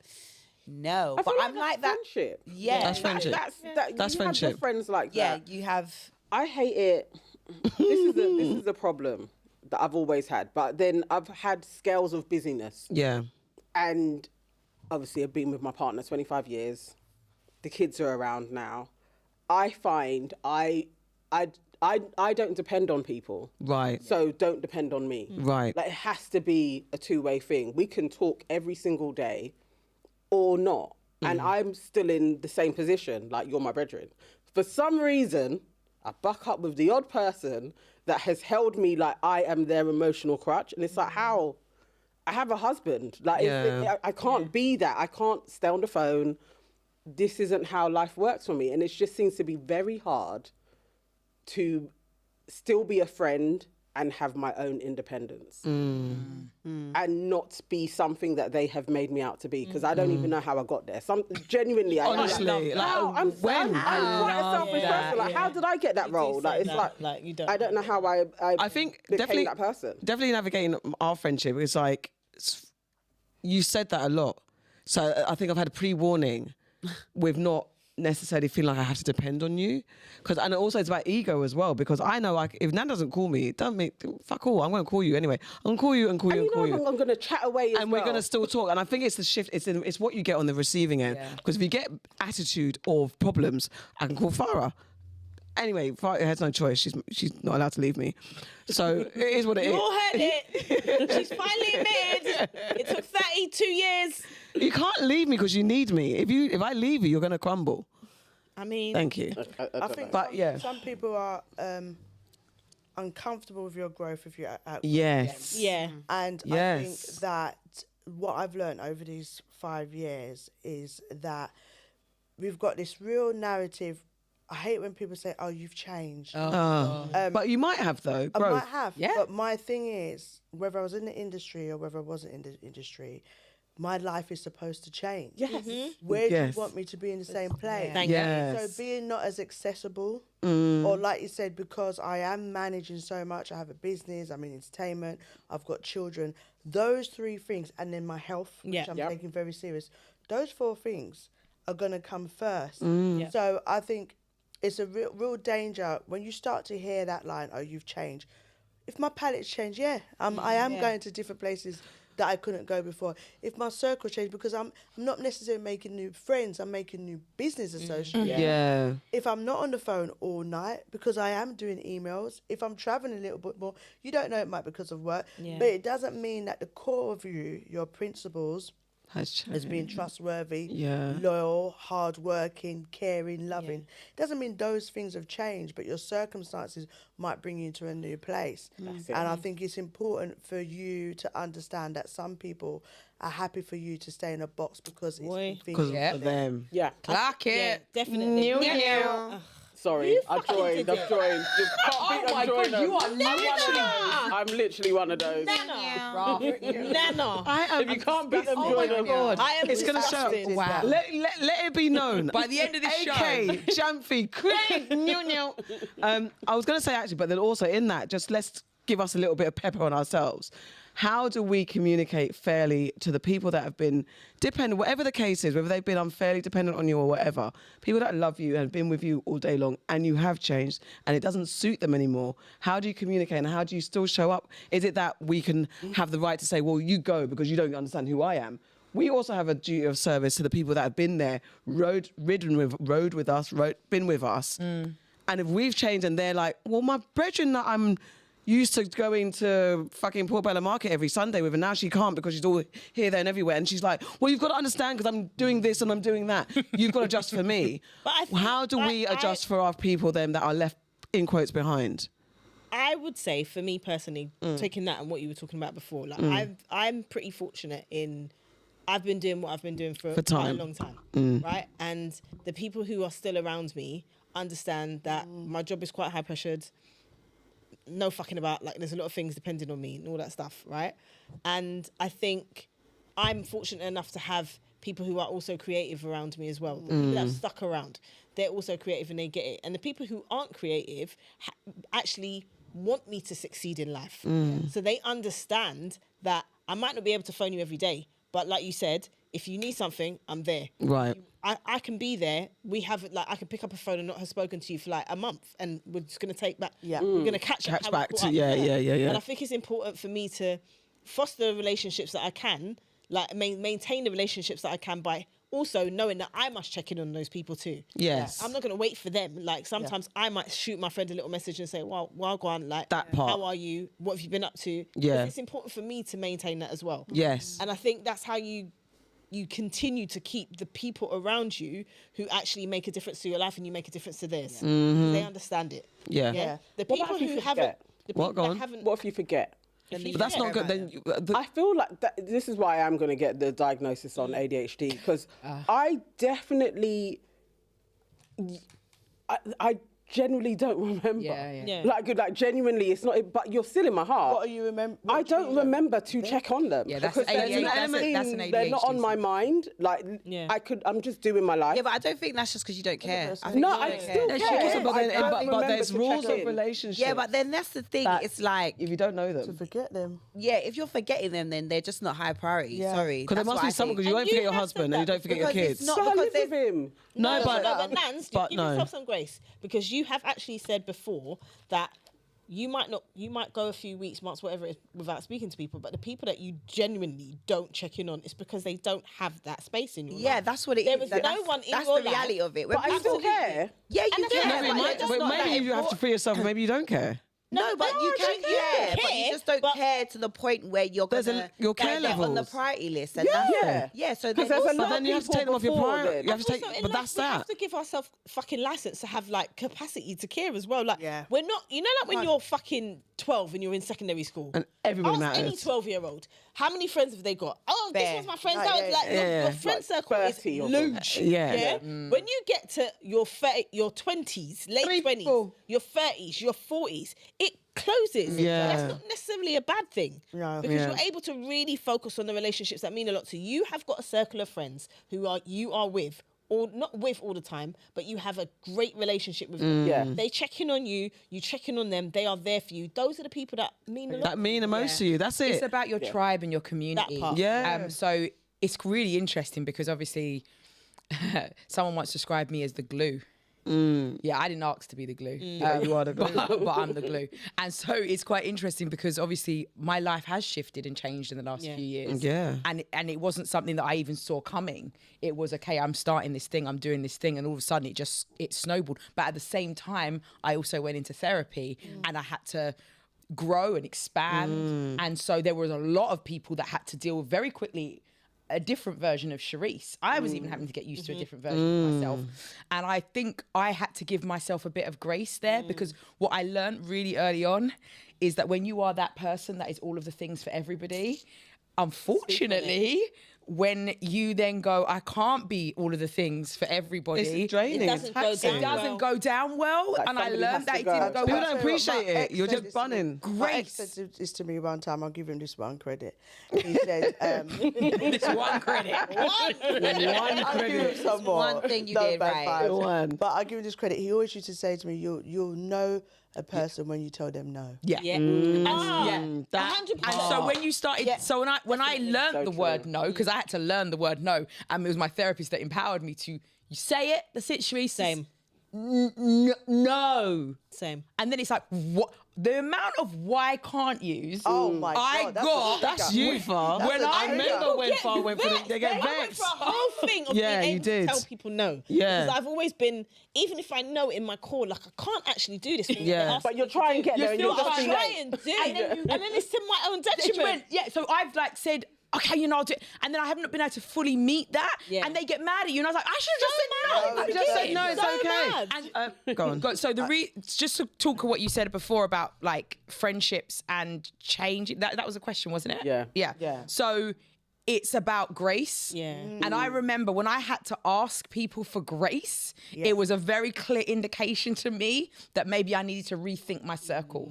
Because I have always been able to pour out grace to people. Oh, they're having a bad day. Oh, this is going round in their life right now. Or they're not happy at their job. Or so I was always able to give people grace for how they showed up or didn't show up.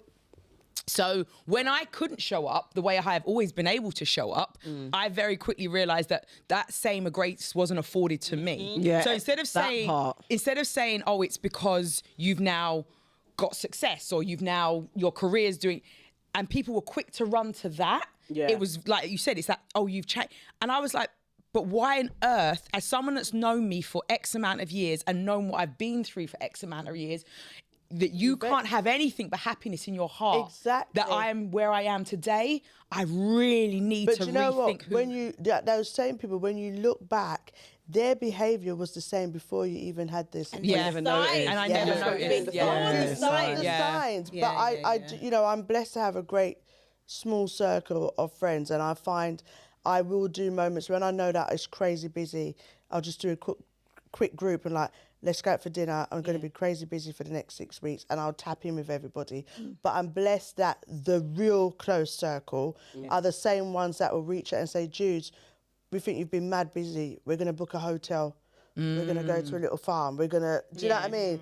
Like, we're going to, so they know, like, To take you out of it and give you a take moment. me out. You saw me the other day. We went raving, and I had a they knew, She did. you know, I don't get to go out as much. So when I was out with them, I raved hard. I was going to say, drank- you look so happy, you know. Like, You look so no one happy. couldn't take no pictures of me. Yeah. No one wasn't Your coming girls up to around me. you. Yeah, yeah. Girls, but they were around. I was Yeah. on They chair. were. I was done.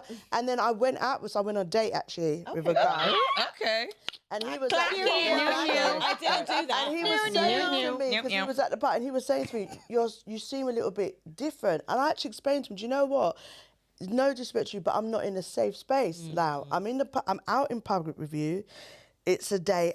I've realised I've come to a stage where when I have my circle around me, it allows me to be yourself. He was like, rah. Can we talk about navigating industry friendship? How do you do it? Because when like me and you clicked, you're my girl, you're my baby girl. Me and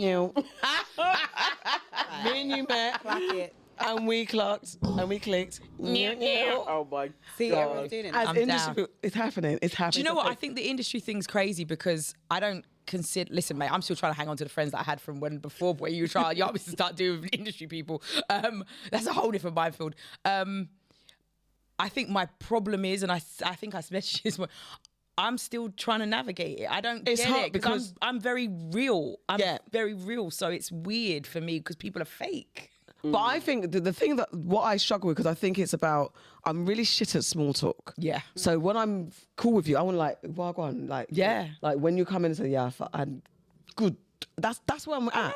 Me and you talk life all day long. Oh, yeah, of course. Yeah. Like But- we but- just clicked in a. But that's because real recognises real. I understand and so that. really quickly it was like, oh, she's not on that fake Yeah. shit. Yeah. And so that was just the discernment that I had to learn, like really, really quickly. So there have been a few people that have popped up, you being one of them. And I always said to you, like, for me, the gauge is if you've been in my house and you've been around my husband and my children, then understand I'm looking at you differently. Yeah. That's the first gauge you'll see. Yeah. If you have come and sat in my yard, like I bought, because we were talking, you were talking about like different, my analogy is an elevator.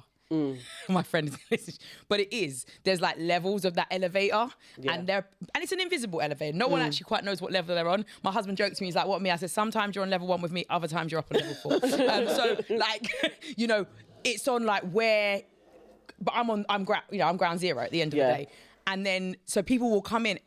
For me, my home is my sanctuary.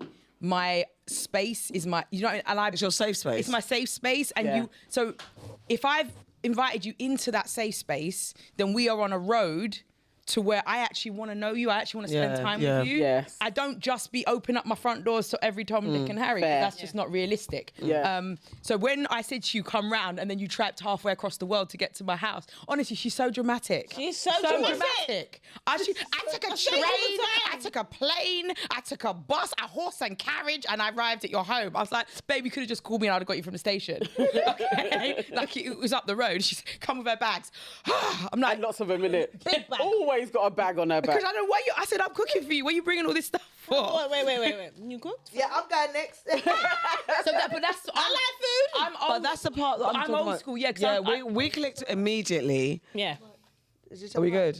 What's happening? Like eating pasta. Did we fuck it up? Because I moved my mic. I just Okay. realised. But like, and also because I think it's just like when I like you, me and you as well. Like just click. Yeah, But I'm just like, these are my people. Yeah. And but just navigating when you get on with someone and then maybe doing too much. I remember there's someone in the industry, I won't say who. And I remember I was like, oh my God, we should just go to Paris one day. Like, and it's not, I wasn't being frivolous. I wasn't being, I know. Leaving the country with people. There was a conversation, something was happening, I can't remember what it was. And I was like, you know what, we should just get a gang of us. And I was like, because we're cool. But then I realized, like, oh, that might be a bit much and they might think I'm a stalker fan. And I was like, because I'm in my space as who I am in the industry. They're who they are in the industry. And I thought, oh, maybe that sounded beggy. But in my mind, I'm like, I'm not trying to be beggy. I'm just like, actually, a bag of us going, we'd be cool. And I know I'm bringing cool people. And probably as Have you well, ever had those propositions where you're like, you just want me because I'm famous or...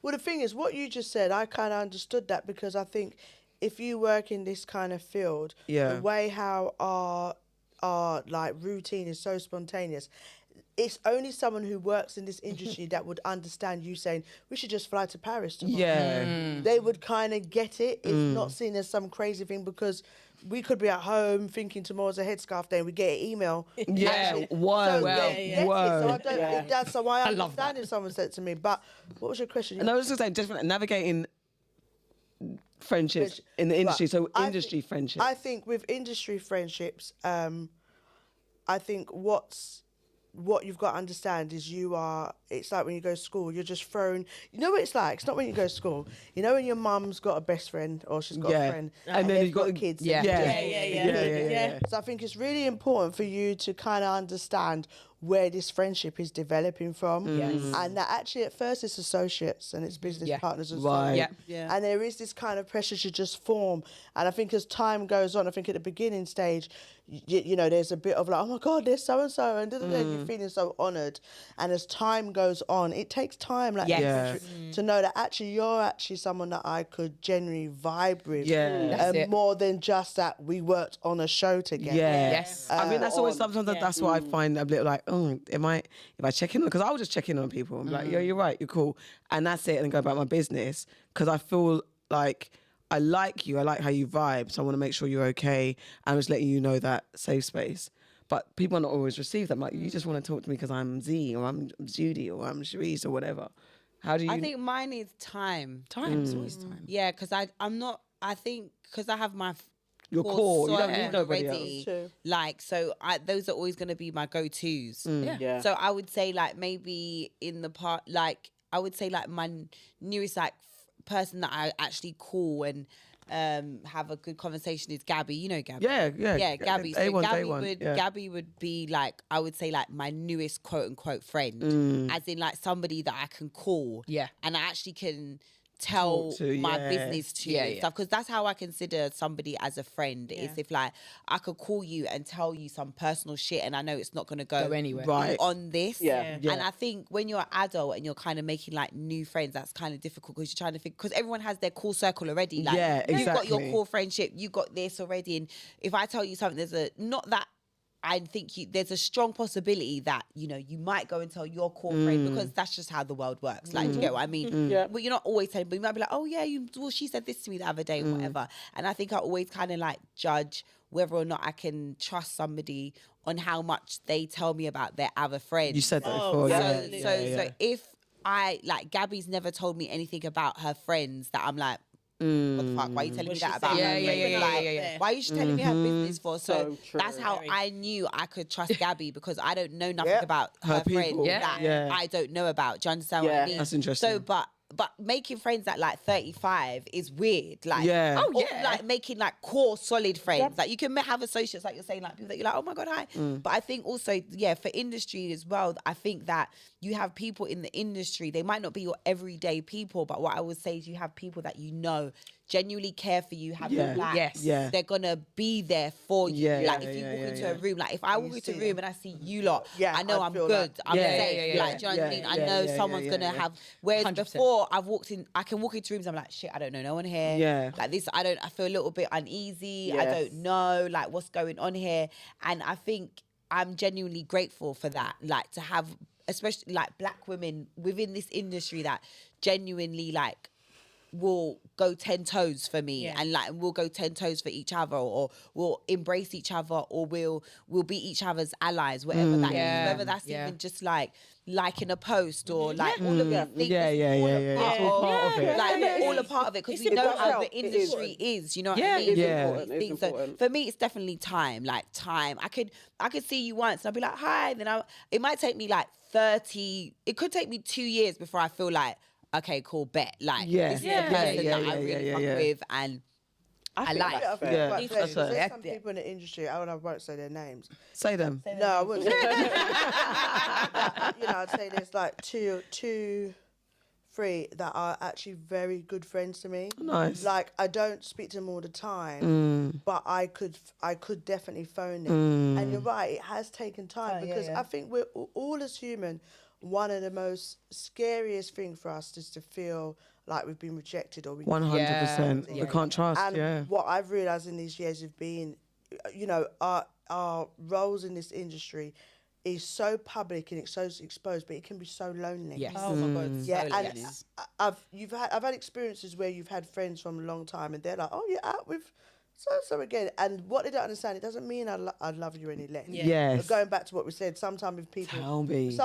I don't love you less. It's just that I'm loving myself more now. Yeah. But even with that, I think what people need to understand sometime is that the level of connection you have with someone in the industry is simply on the basis of they understand. Stand Yes. what you're going. Oh, God. Listen, They understand. So you will talk 100%. more So you- to that Yeah, person. it's just like they get need it. And that connection might not be like we grew up in the same ends. Or Yeah, it's just they get they it. understand that you was exhausted, but you had to be on set. Yeah. And you had to smile and da-da-da-da-da. Had to be on. On Yeah. point. They understand that you wanted to cuss out somebody, but you couldn't. Because Yeah. do you know what I mean? They Yeah. understand that you're feeling sick, but I have to get this job Yeah, done yeah, because yeah. we're self-employed. You Yeah. understand what I'm saying? 100. So just know that those are the kitchen, and that's when you find like that sometimes can really be empowering and supportive, and that loyalty in that area Yeah. is really needed sometimes. I'm so glad you said that because sometimes that is definitely like I've got a few people that just like I can roll with you because easier.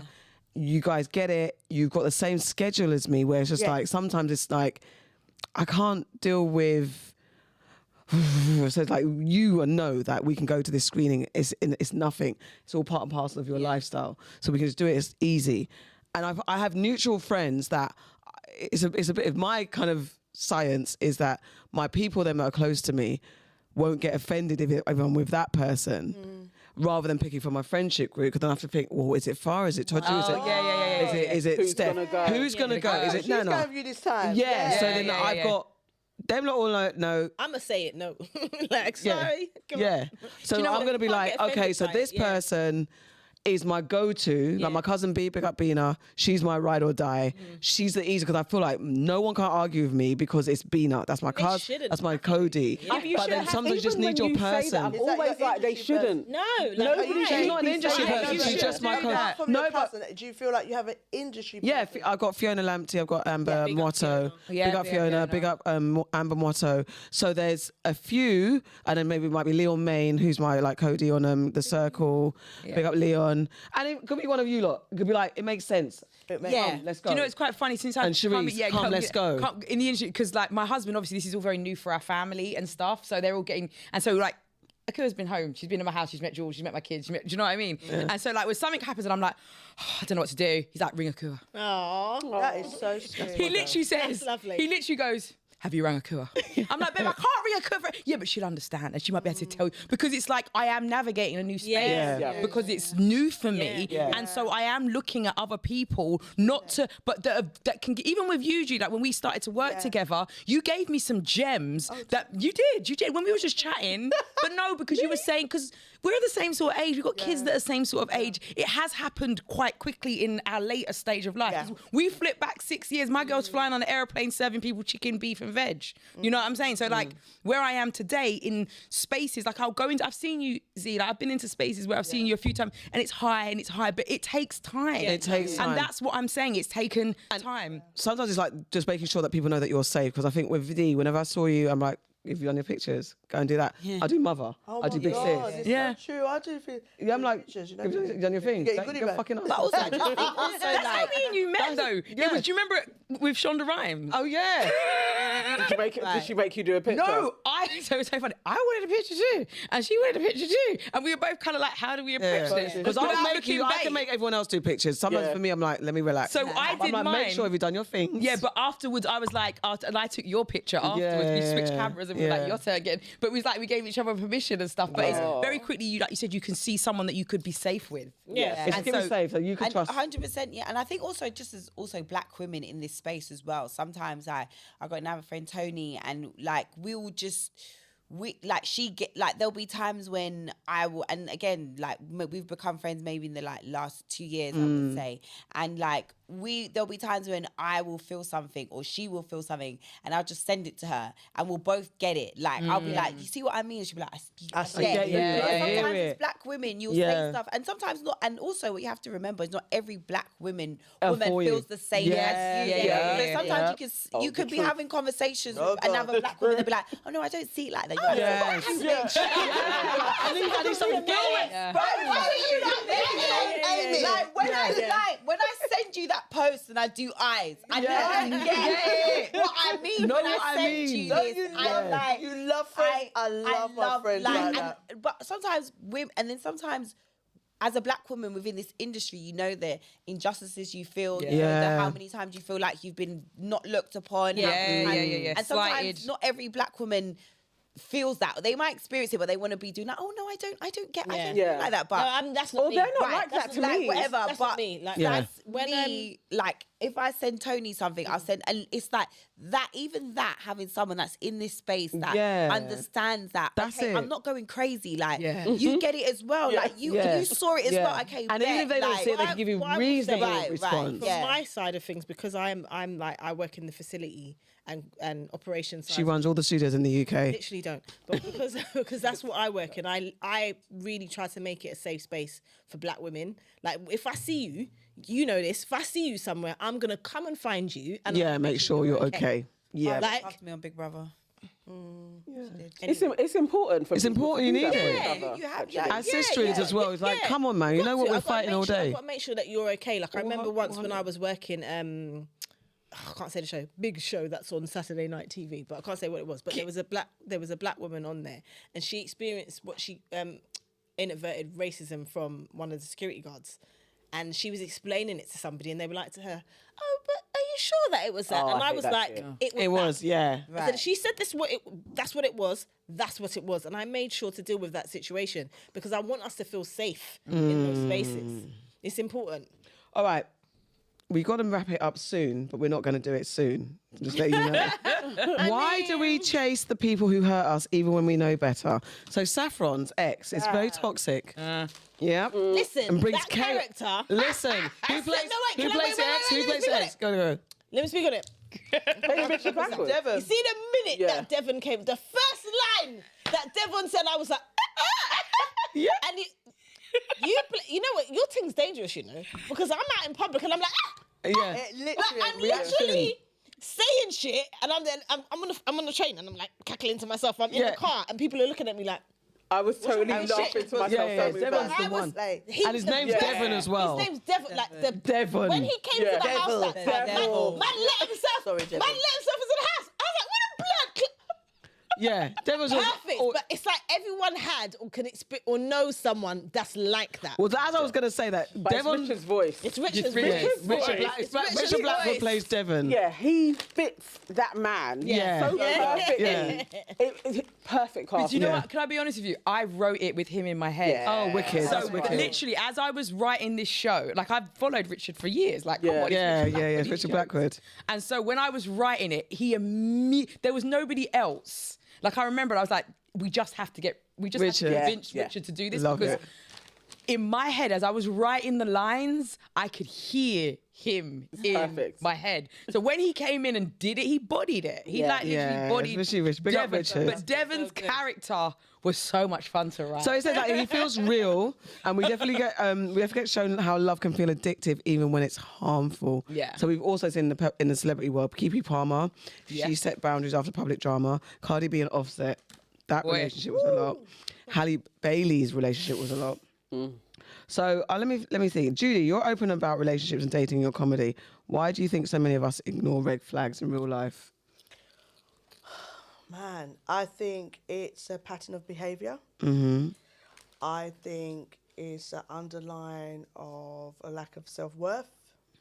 And I think it's straight a pandemic of loneliness. And I think as well, sometimes you live in a space of a piece of man is better than no man. Whoosh. You know what I mean? Wow. A piece of man is better than no man. But people will enforce that as well. Yeah. They will And tell you new. you should have New. something. New. To that is, my thing to that is, what if the piece is the bad piece? Yeah. Do you know what I mean? Yeah. And then there is much of a narrative regards to that there's no good men out there, there's no good men. There is good men out There there, are. but I think we need to allow ourselves to and forgive ourselves for being in particular situations.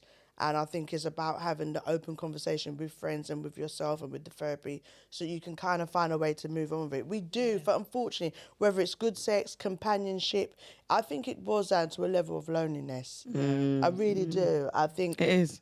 and loneliness, not just in the sense of someone physically being there, but spiritually and emotionally. You know, there's something that you want. We as humans want to be with somebody. No matter if it's like, I'm good at my...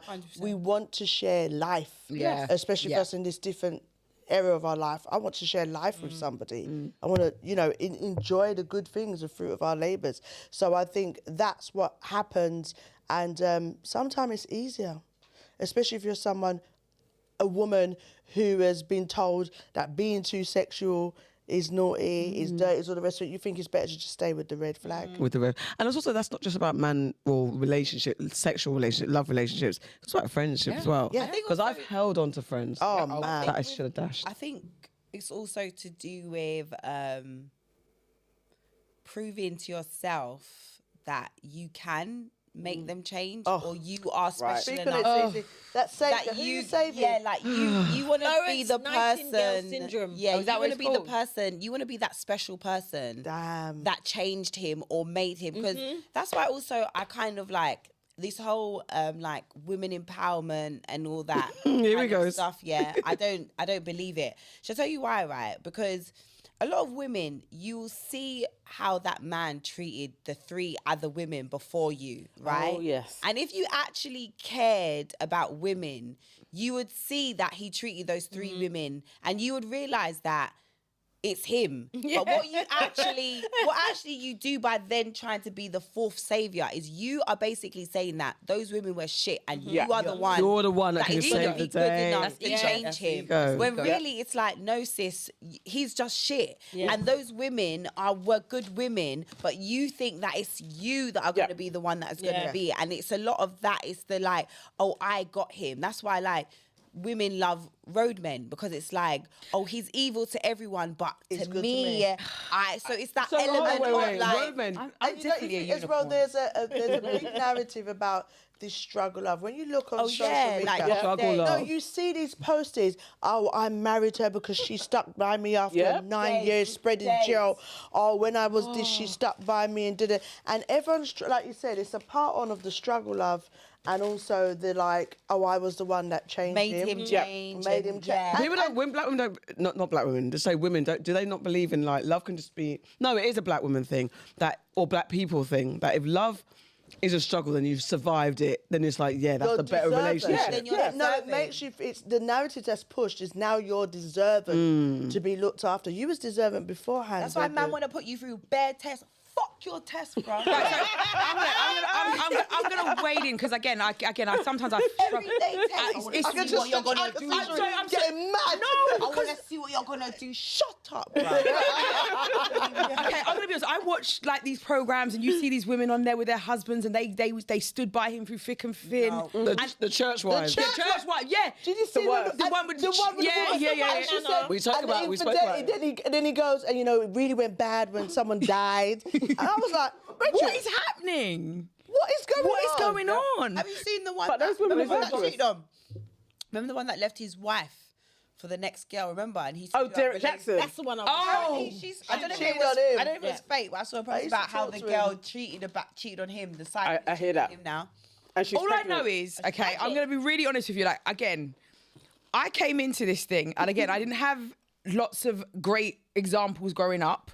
You know, I think, bless my mum. You're talking about relationships. Relationships. I'm talking about, like, you know, my parents, because that's your first kind of, you know, you see what happens in your home. And so there were things that my mum said that even as a young child, I knew were problematic. Okay, and I'm not going to air my parents' business out here, but I, from a very young age, was like, that don't sound right. And got older and remember being like, you know, boys started to get interested in me.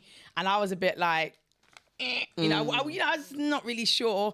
And then I will never forget that when I clocked George, we both worked in Sainsbury's together. And we didn't work the same shifts. And everyone used to talk about George and how he was cute and he was all this stuff. And I didn't work the same days as him, so I never met this guy. But one of my girls I worked with, she just Okay, shut now up. you getting the man that everybody wanted.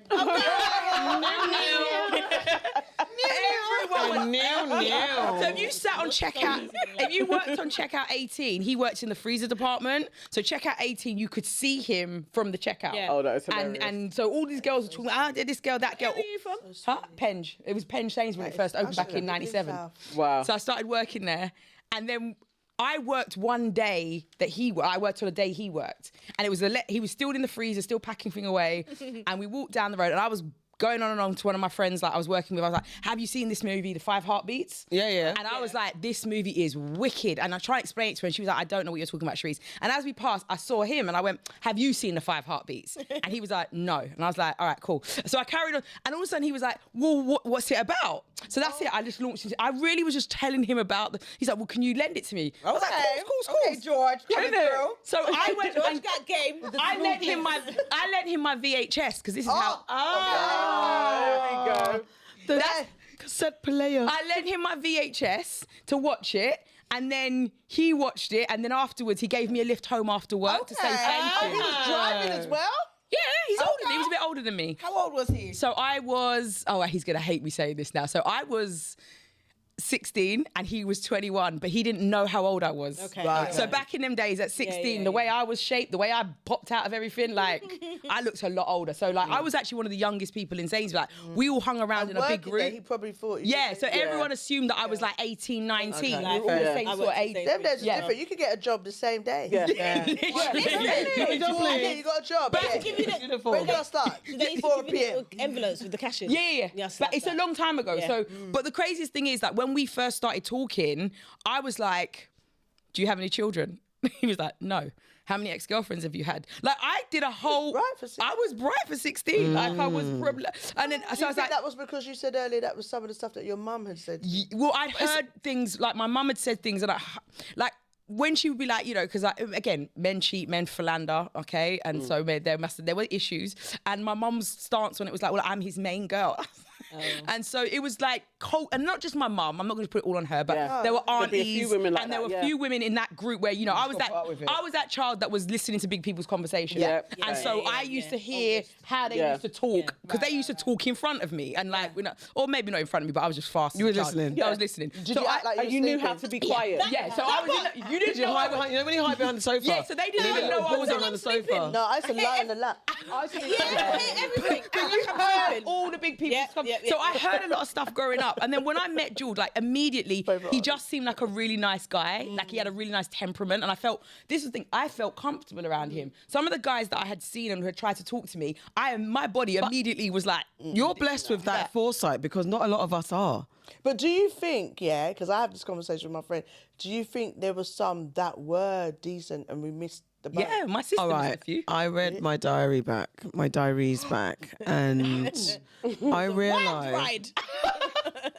I realised that I was so caught up in my insecurities that I didn't see... And I cannot say that the guys that I mentioned... that, oh, this guy liked me, or this guy liked me. I was so sucked into my insecurities that I didn't see that I was actually liked and adored. Yeah. Or I couldn't see it. And my diary... You wrote that they liked you. Yeah, I wrote like, oh, this guy liked me, or this guy wanted to go out with me. There's more than what I remember, and there's more than what I realised. Having but it's been not... there at the time. Oh, okay. But you didn't hear. No, that's not what I was going to say. Look at you just jumping already, innit? All right. Having been there at the time, I think I will say that there were guys that liked you and you didn't necessarily like understand that that's what was going on. Yeah, I didn't get it. But also because you have the fairy tale where you think that you watch the TV, you watch the stuff, and it's like, I like you, I want to date you. And if a man's not forthcoming, then you're just gonna be like, oh, obviously I'm an ugly little but it's like nothing. It's even beyond that, because they're like, I might put, oh, he was cute, and also definitely being in from the hood. You kind of there's a certain type of guy. I know that I was also conscious of what my friends were thinking. Yeah. So if my guy's not a guy, then it's like, oh, how am I going to explain? Because I'm insecure about myself. I'm insecure around men, and I'm insecure with my friends because I felt insecure around my friends, and that was a problem. Right. So you're insecure about all those things. Every single thing that everyone else is thinking matters to you. So then that would mean that you would possibly have missed out 100% could all be now incest up and wifed up. See, I wrote a list. 26. I wrote a list when I was 16. No. Yeah, I still got the list. So the list had 20 things about my perfect man. I've actually still got it at home in my box. So it was What's like your list?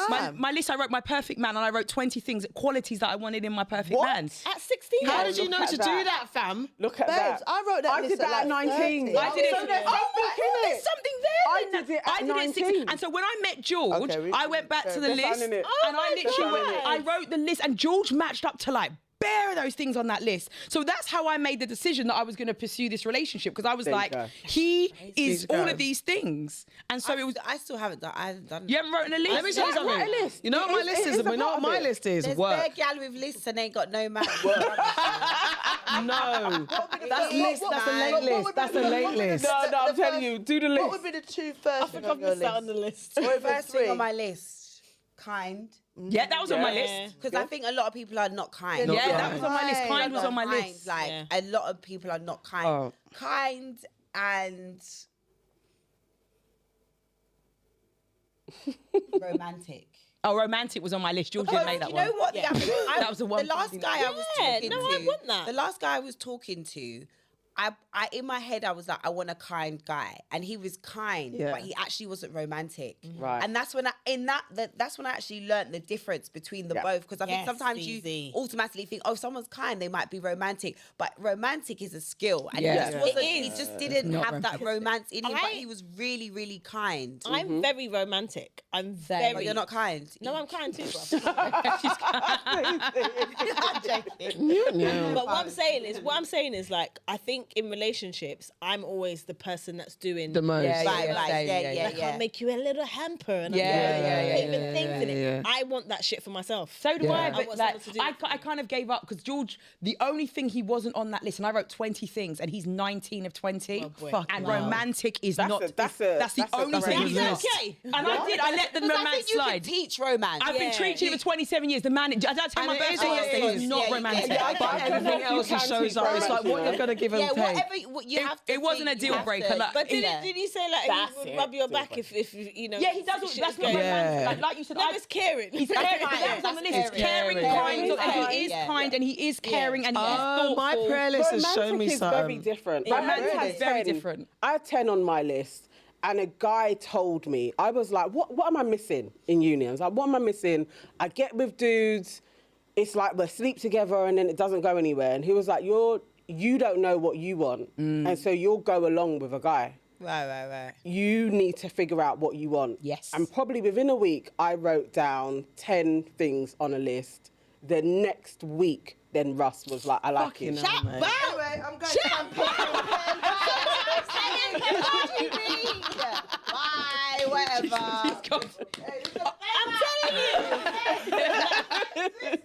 No, it's true. But you know what I do? I do genuinely believe that there's power in writing things down. Yes. Got to write down. There's been other things in my life that I've written down and it's come to fruition.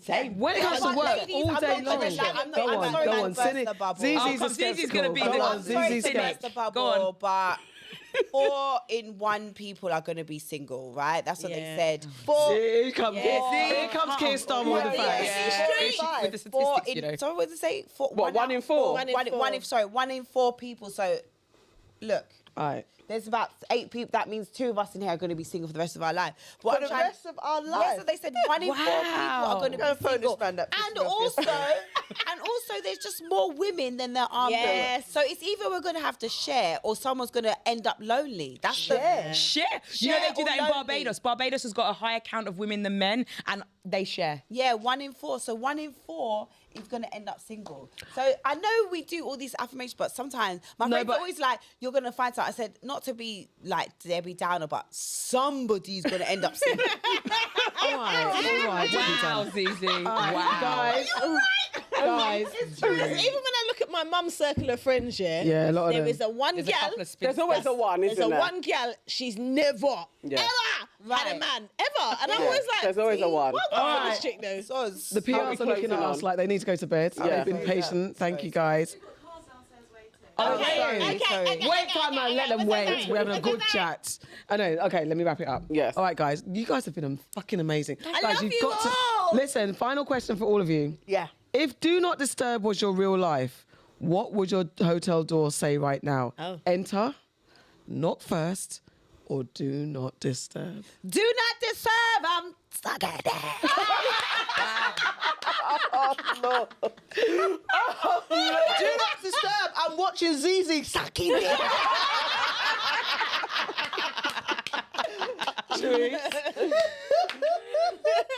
Do not disturb. I'm writing my next hit show. Love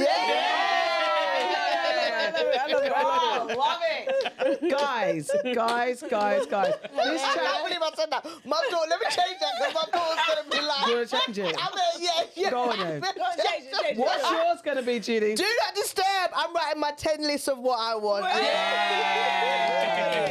So mine, what will you guys be? Enter, knock first, or Do Not Disturb? What is knock? Oh, knock first. Yeah. No, it's a hotel. Do not disturb. Ah. Why? What are you doing? But it's going to be sexy time. She said twice this month. Mine's saying, come and change my bed sheets, please. So it's enter. Now for now. Why are they changing the bed sheets? Mine is not first because we're going to be getting it. All right, guys. So, Sherice, give us a breakdown. Where can we find Do Not Disturb?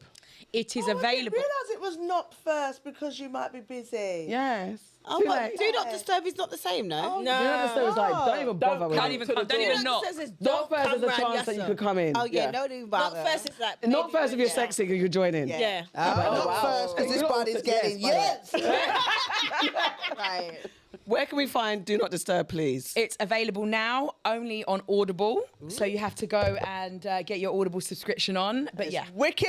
It's And so season good. 2's on its way, right? Relatable, funny. Not yet. We hadn't had the official confirmation. No, listen, let me tell you something now. Listen, Season- Audible, don't fuck about, yeah? We want a season 2, yeah? Do you know Wanna everyone's been calling for a season 2? No, we need a season 2. We're ready for it. It's Audible. Because it's so relatable, it's so real, it's so honest. There's nothing like it. It's fresh. It's been written, produced by someone who understands. Like, just do the team, thing. man. And It really feels like a friendship circle. Like I feel like I'm one of the. Like, I just don't have a mic, but I feel I mean, like I'm not being jumping in. funny, but if you think about the show, we've been able to create over 2 hours of conversation from the show. Yes. And that's just us as, 6 women. So how many Imagine. other women, men, they, from the black community on all cultures are able to have a conversation because of Do Not Disturb. 100%, y'all. Like it. Yeah. I mean, Cara, come on, man. Just, She's so come on, man. I even gave in. 1, 2, 3. I don't even know if I'm doing it right. No, it's give it. No, come on. I'm not doing it. It's giving hate I know what she's like. I'm not doing it. No. Because we don't have it too long. I'm alright. It's I'm on alright. it. You're You got me. easily I am. Guys, this has been your Aunties Could Never with a special Do Not Disturb episode. Love you for watching. Thank you, Judi, thank you. ZEZE, Sherice, my pod sister.